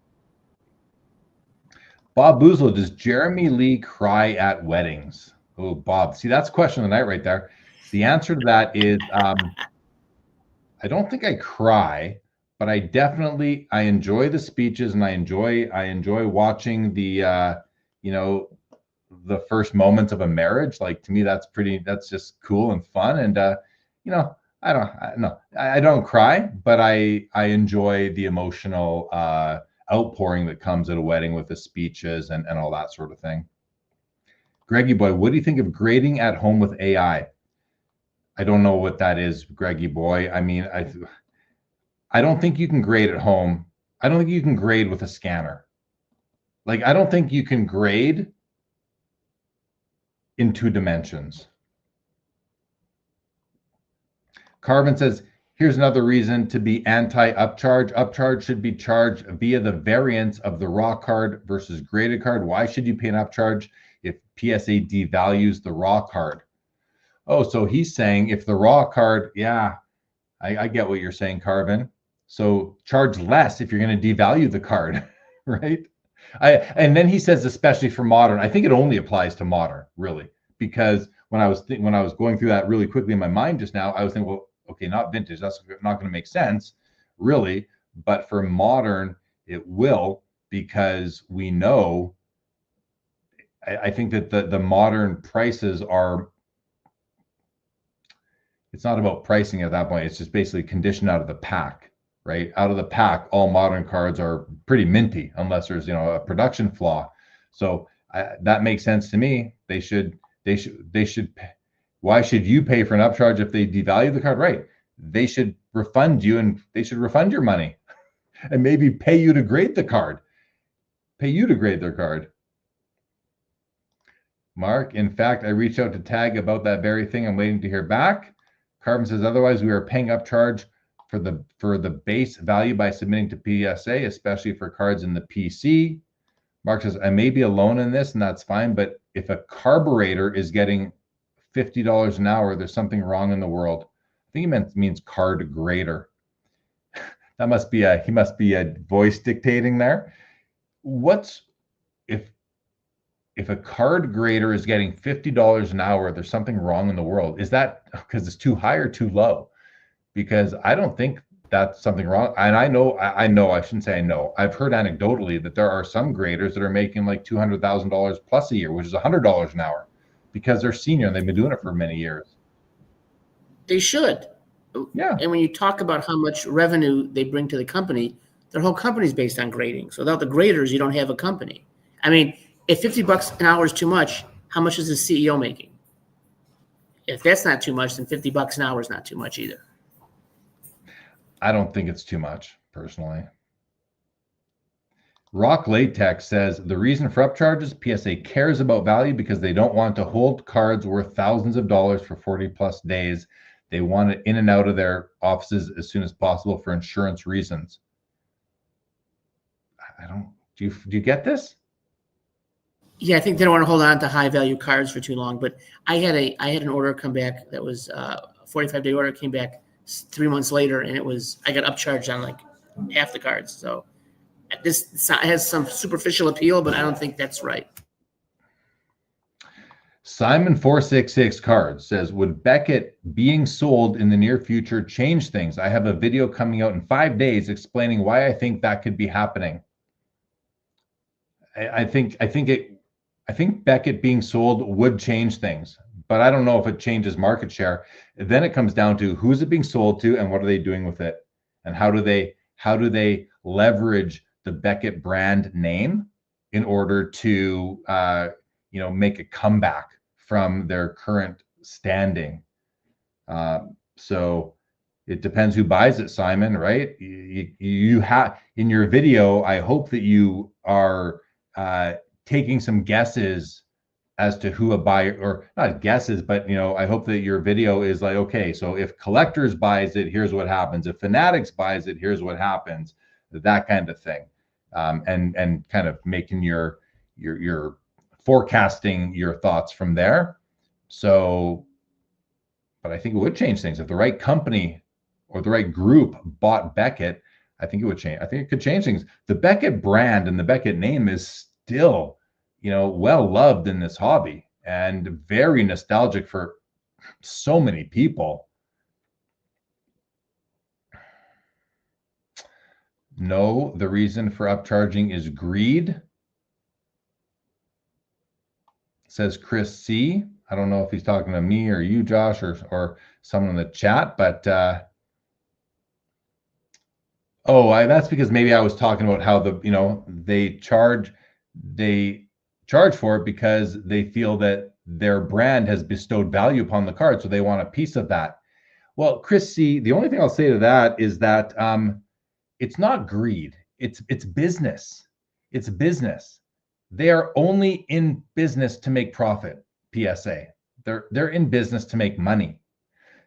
So inherently, is that greed? Sure.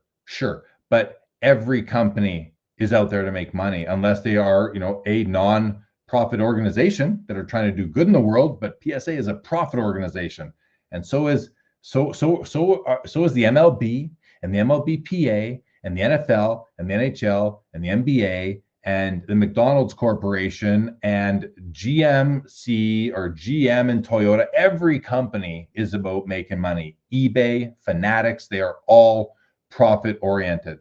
So the reason for upcharging is not greed.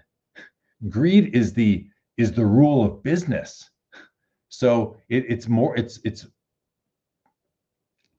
like it is. It's, I guess it sort of is, but it isn't. It's business.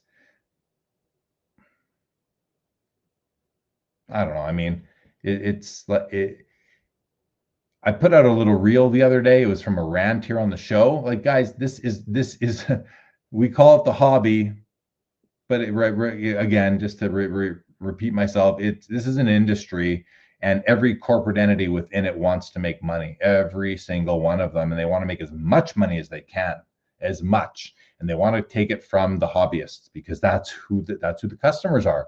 So it's to deliver shareholder value, and if they can do that because their brand puts them in a position that allows them to do so, then all the power to them, for better or for worse. But don't forget, you and me, maybe not you, Mark or Chris, and maybe not me myself, because I don't pay them to grade. We're paying them. The hobby is paying them, and the hobby celebrates the upcharges. Celebrates it. Why? Because their card's now worth more. So they better sell it before that card goes down in value. Otherwise, they're going to pay more for the grading than they're ever going to get for the card itself. Carvin says, Jeremy only cries when he loses his grail to a card to snipers. Yes, that's true. That would make me cry for sure.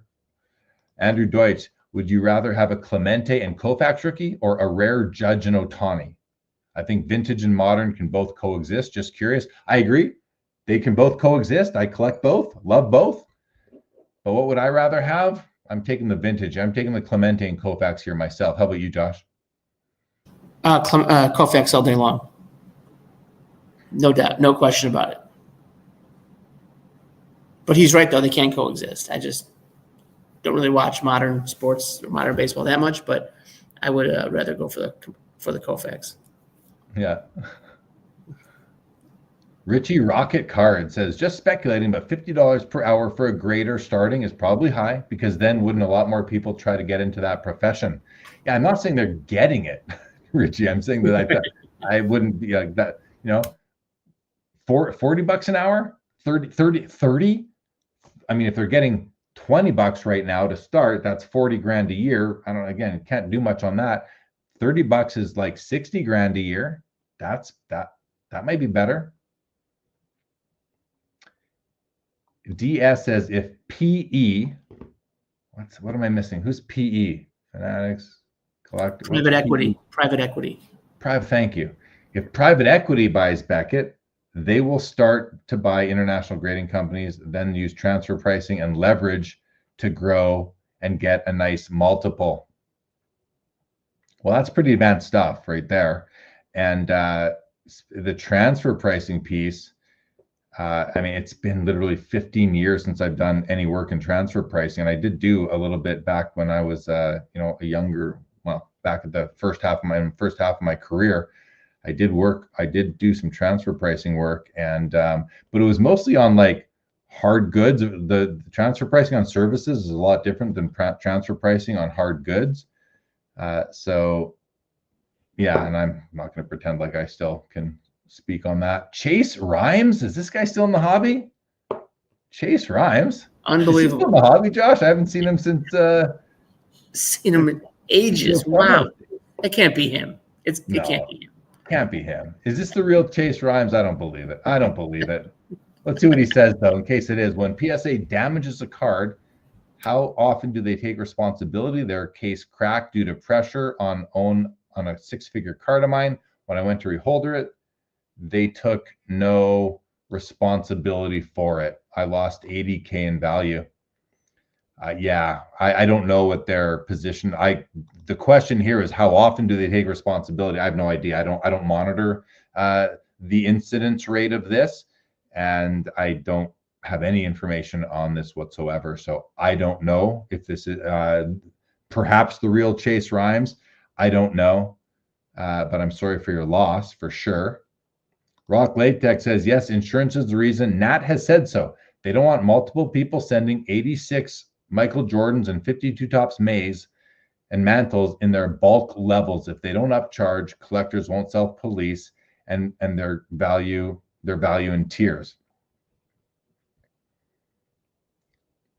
Yeah, right. This is like a chicken or the egg sort of thing, though. It's almost like upcharging has given, or not given, but helped create the perception of an upscale service sort of thing. Even though the slabs aren't that impressive, although I do like PSA's newish generation slabs quite a bit. But I think there's a bit of that kind of circular situation happening here where, again, by charging so much, you give that perception. It's like that experiment that you've probably seen on social media where like Payless Shoe Company or something like that opened up a new store, and right, they called all the fashion influencers and they charged like 10 times what they normally charge for their shoes. Same shoes you can get for 10% of the price at a Payless, but because you're buying it at a shoe store that sounds more, high end, that people were paying more and talking about these wonderful shoes. So, it's I think it might be similar to that, Rock Latex, where that all these things have really combined in the bowl to help PSA's cards, or no, not PSA's cards slabbed and graded and authenticated by PSA to just have a higher demand and to sell for more. I'm not arguing with what you're saying here or saying it's not true, what Nat is saying, but and I appreciate that input there. So insurance is the reason. Now, the other thing I'll say, and listen, I don't think that Nat, I don't think that Nat lies like a lot, maybe a little bit here and there, or maybe he delays truth until he can actually say something, but just because someone says something doesn't mean that's the, like, that might be the corporate message, but it doesn't mean it's the actual reason. I'm just saying to consider that. I'm not saying that he's lying or it isn't true, but consider that is corporate messaging.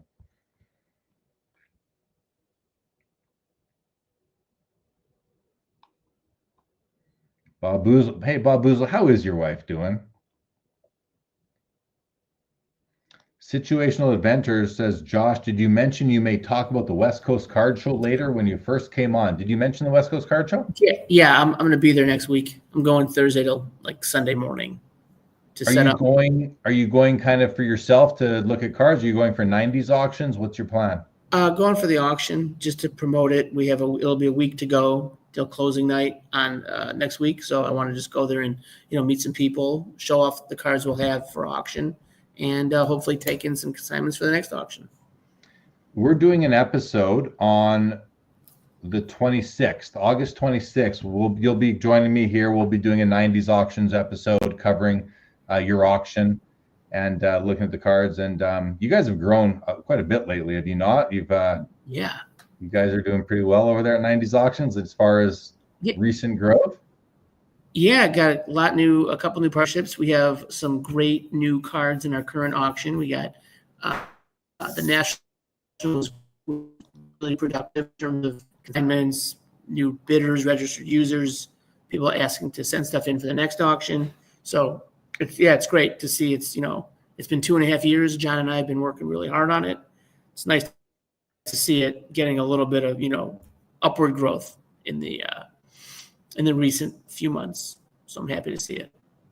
Well, congratulations, man. I'm happy for you and John, and I know the niche auction space is something I think that is cool and has a nice opportunity, to do that. So always supporting and looking forward to doing our show on the 26th. Yeah, guys, check out 90sauctions.com if you haven't yet. Help Josh out. Go check it out. Register to bid if you'd like, and see what they got going on there. And it's not just cards from the 90s, it's cards of players that played in the 90s as well. So they've expanded the scope that way, which is kind of a logical way to do it. Mm-hmm. Bob Boozle says, collect. News alert, someone injected Jeremy Lee with the truth serum at the wedding. Chrissy says it's a shallow reason, insurance. I get it, they're a business, but it's like if getting charged 4 times the price at a car wash if you own a Tesla and not a Honda Civic. Well, that's a good point. Good point. Nice analogy there. Mark says you can still make money without blatantly ripping people off. But Mark, they're willingly paying it. The people are willingly paying the money. Like, you're not gonna, if you're a business, one of the jobs of a business is to find the price that maximizes revenue. It's part of the job of management is to find the price that maximizes revenue. Managers want to get bonuses. Bonuses are often tied to meeting goals, whether it's revenue or profit or throughput or output or whatever it is. Managers get paid oftentimes a bonus based on some metric that is measurable. And if you find that price that is going to maximize this, you're going to maximize your bonus and your shareholder. And the reason why you get a bonus is because you're also maximizing shareholder value for the company. So it's hard to say that they're ripping people off when people are voluntarily opening up their wallets and their credit cards and paying the bill. Like PSA is doing what they're supposed to do, maximize profit. It's the collectors, it's the customers who are voluntarily paying it. So listen, it's on us. It's on us. We always say, speak with your wallet. You don't like the price of wax? Speak with your wallet. You don't like your chance in a break? Speak with your wallet. This hobby does not speak with its wallet on a macro level. Sure, people get pissed off and stop doing this or stop doing that for a little while. Maybe they get back into it. Maybe they don't. Maybe they leave the hobby. But for the most part, it's like, I don't know. Are you gonna say no to more money? Especially when you're not breaking any laws or doing anything that isn't like expected of you to do. That people keep on paying the money, and part of the reason is because the hobby also rewards the high PSA grade. So this is hobby driven. It's like the hobby did it to itself and enabled PSA to charge these amounts and collect on them. But I don't know, saying a lot here. Let's see what comes up.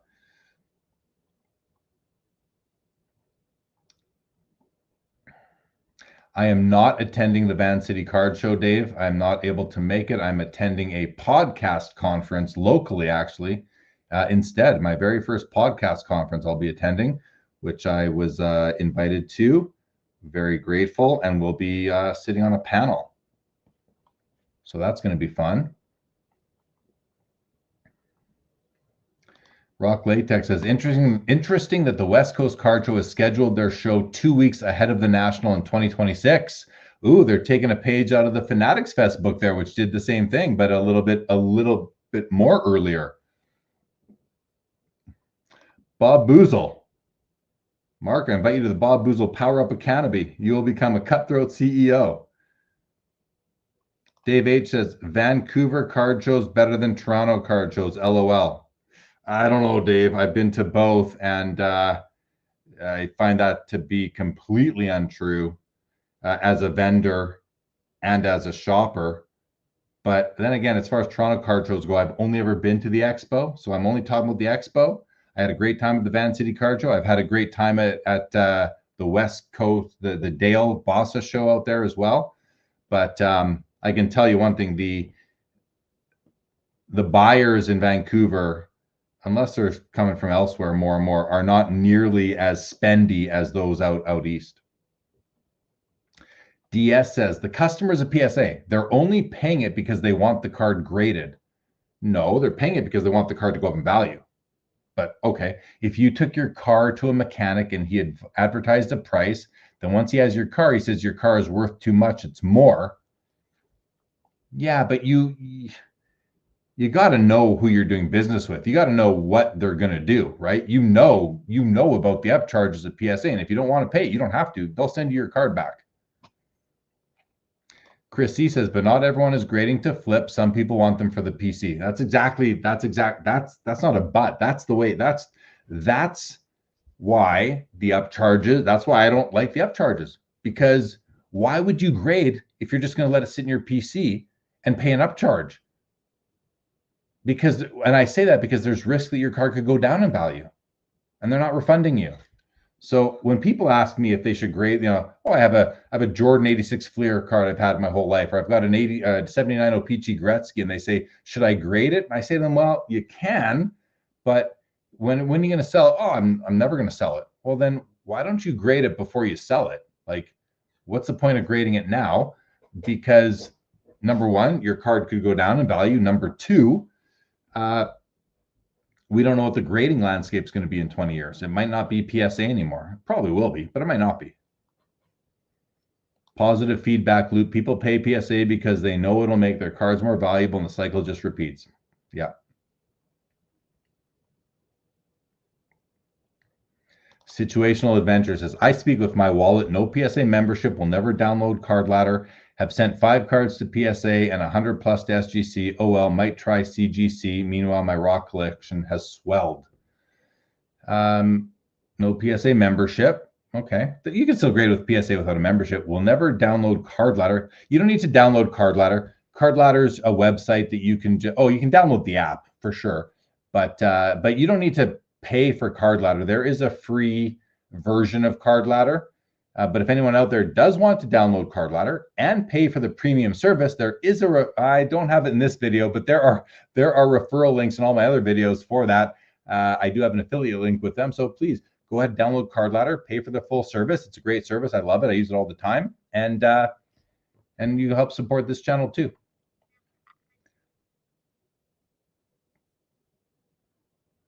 But I'm glad that your raw collection has swelled. DS says consumer protection laws are there to protect people from this. I'm going to start my homework on an antitrust case against this. Thank you and wish me luck. Good luck. Good luck. Mark says the value of any card should have nothing to do with the price of grading it. Should be a flat fee, period. What the hell gives them the right to take a piece of a future sale? That's a racket, baby. Nothing, Mark. Nothing gives them the right except that you're going to pay it. That's the only thing that gives them the right, is that customers pay it. That's it. That's the right they have. Oh, and there's no reason why they can't do it. There's nothing stopping them from doing it at this point in time. Maybe if sports card and trading card grading became regulated by a government authority or an authority that is given to a group by the government, or even by the industry, perhaps, maybe it would change. But this is small potatoes. The hobby is small potatoes, I think, overall, when it comes to like regulation, and so the right is given to them because people pay it. That's it. It's really as simple as that. So, is it a racket? Maybe it is a racket. I think it's a very profitable racket for them. I mean, they're growing like crazy, and people just want more and more. People want more PSA than they can get. That's another thing. The backlog just feeds the hunger of hobbyists. So it's going to be so hard to, supplant them from their perch atop the hobby grading hierarchy. It's going to be very hard.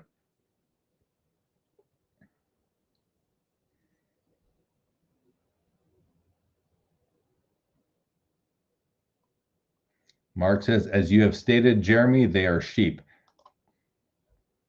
Yeah, I mean, the hobby, like I said, yeah, I agree. Been there, done that. Yeah, the hobby it comes, sheep. I know it's a very derogatory term when I use that, and I mean it in a derogatory way. Like I'm not being complimentary. I'm not pretending like I'm not being complimentary. I'm being the opposite of complimentary when I use that terminology. But it comes back to, who are we outsourcing our judgment to? That's kind of what it comes down to for me. Chris C says Collectors Universe owns a 90% market share even before buying SGC. They were given that power by flippers in large part, not collectors. Oh, I don't know about that, Chris C. The reason why I hesitate here on this comment is because collectors are submitting way more cards to grading than flippers are. I think. Maybe I'm wrong. Josh, what do you think? Who's submitting more cards to grading companies? Is it collectors, or is it like flippers? Flippers are a very small community, relatively speaking. I mean, small group. I have no data either way, but it does seem like it is flippers, and it seems like it's mostly Pokemon that's clogging up the system there at PSA.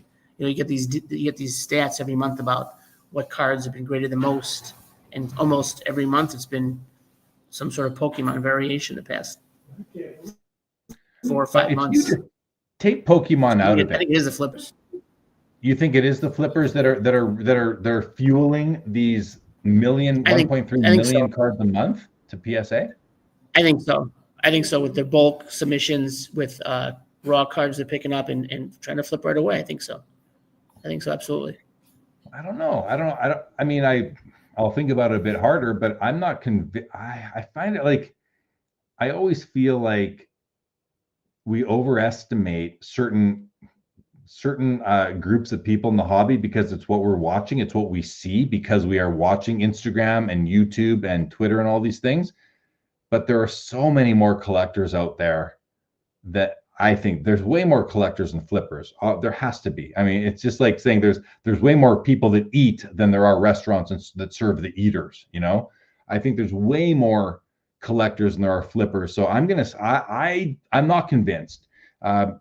Take Pokemon out of it, because who cares about Pokemon? I mean, except for that whole community, that's fine. But this is Sports Cards Live, not Trading Cards Live, not Pokemon Live. So I don't really care about Pokemon. I have no issue with it.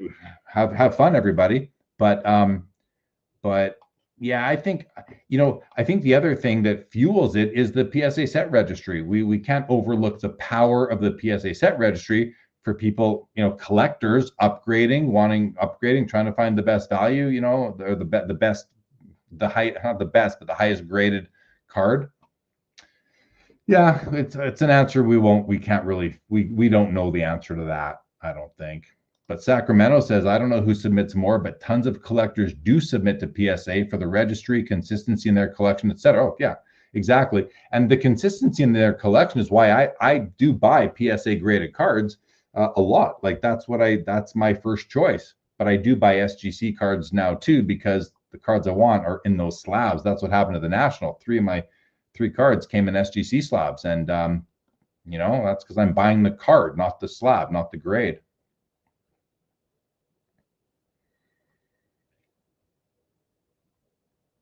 Sacramento says, so many people buying raw cards to grade and sell if they get PSA 10s.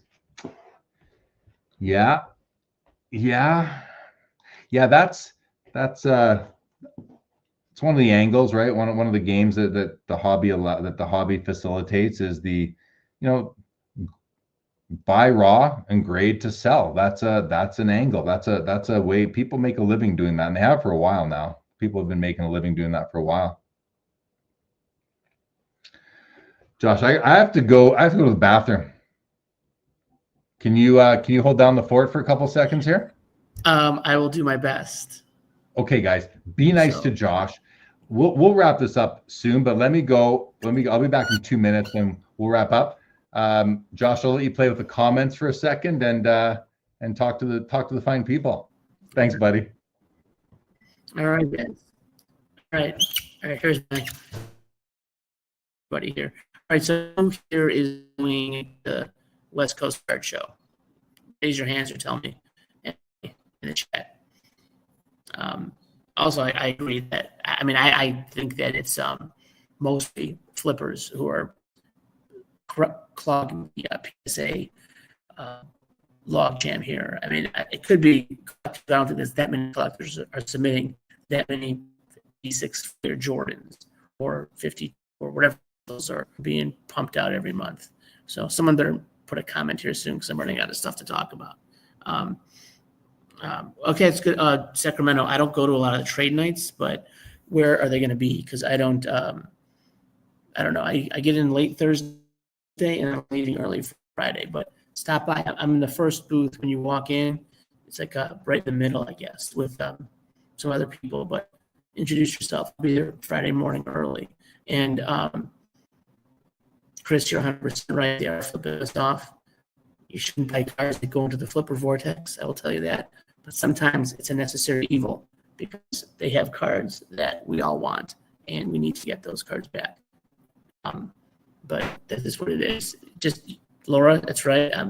Love taking over this job. I didn't realize how hard this was to talk all this time.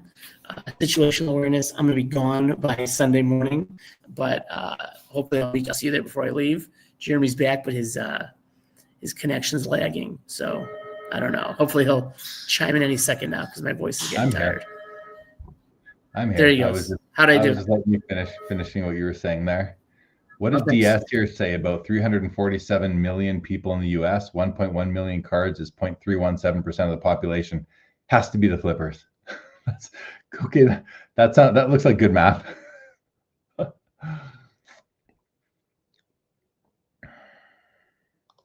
Mark says, I didn't realize I was wrong. I thought we were all allowed to have opinions as well. Those are mine. Who said you were wrong, Mark? Who said you were wrong?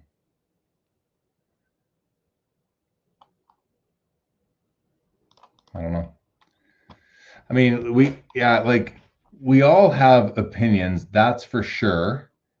Oh, Bob Boozle. Is Bob Boozle having a I value Bobby Jr. will explain them to me tomorrow.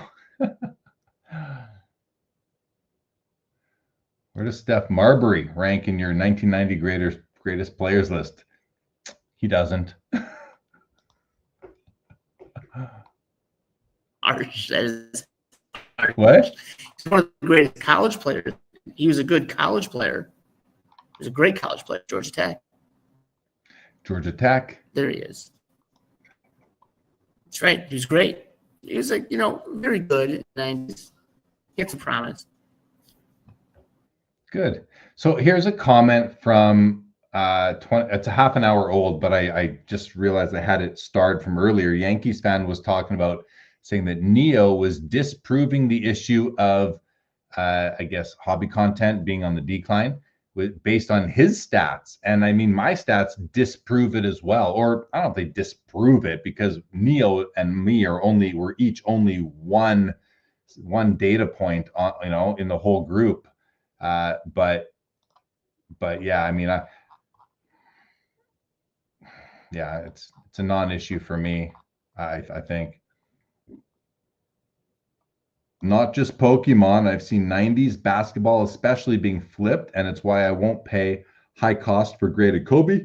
I will find raw deals, but they're few and far between. Yeah.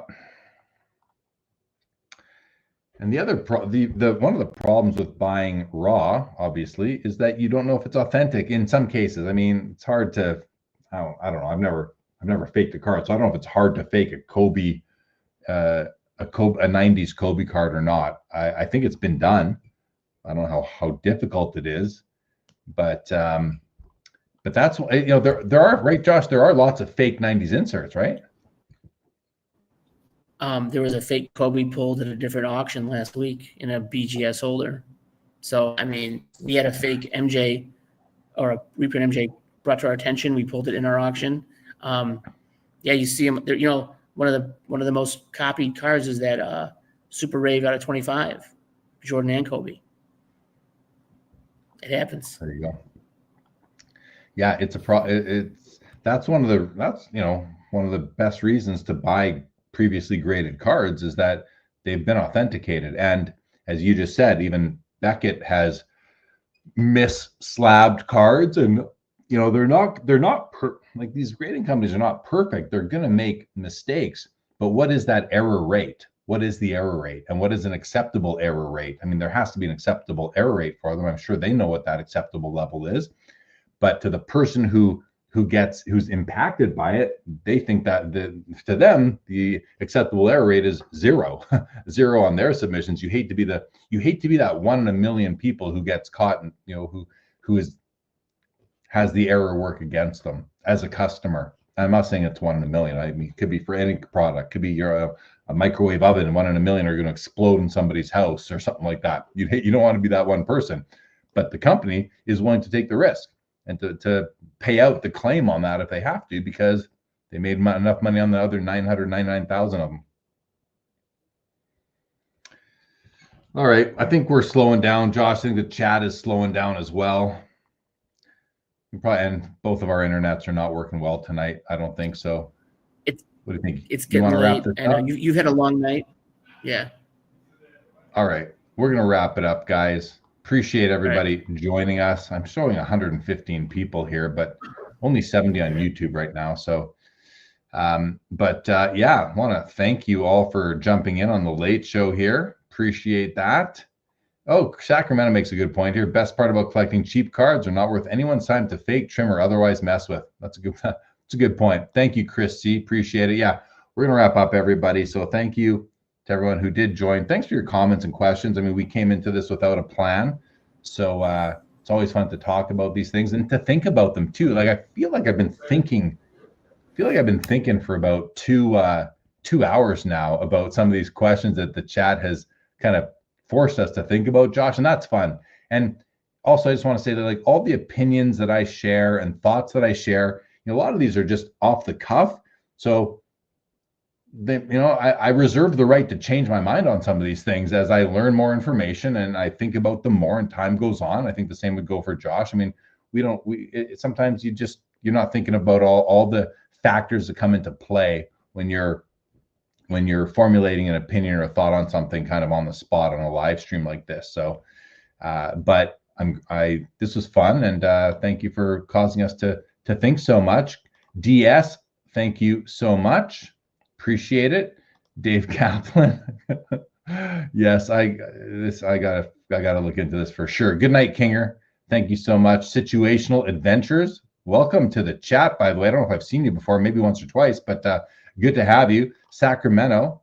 Thank you. I appreciate that. And thanks for joining us. Yankees fan. Great to have you. Chris C. Mark. Thank you, Mark, for joining and sharing your thoughts tonight. Jeff McMahon, as always. Laura, as always. Package coming your way, by the way. Chris C. says, I'm pro collector and anti-upcharge. That's fine, for sure. For sure.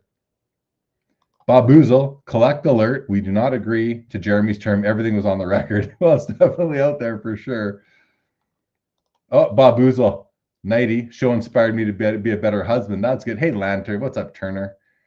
Richie Rocket, thank you so much. All right, Josh, hang tight. We're going to end this, guys. Good night. Thank you for joining us. And hey, we'll talk to y'all soon. Good night. Peace. What does Neo say? Peace. I don't know how I can't imitate him. He says, peace. I don't know how he says it. But anyway, peace out, everybody. Thanks for tuning in and being a part of the Sports Cards Live community. Don't forget to like, subscribe, and most of all, keep collecting. More great content to come. Sports Cards is a lifestyle.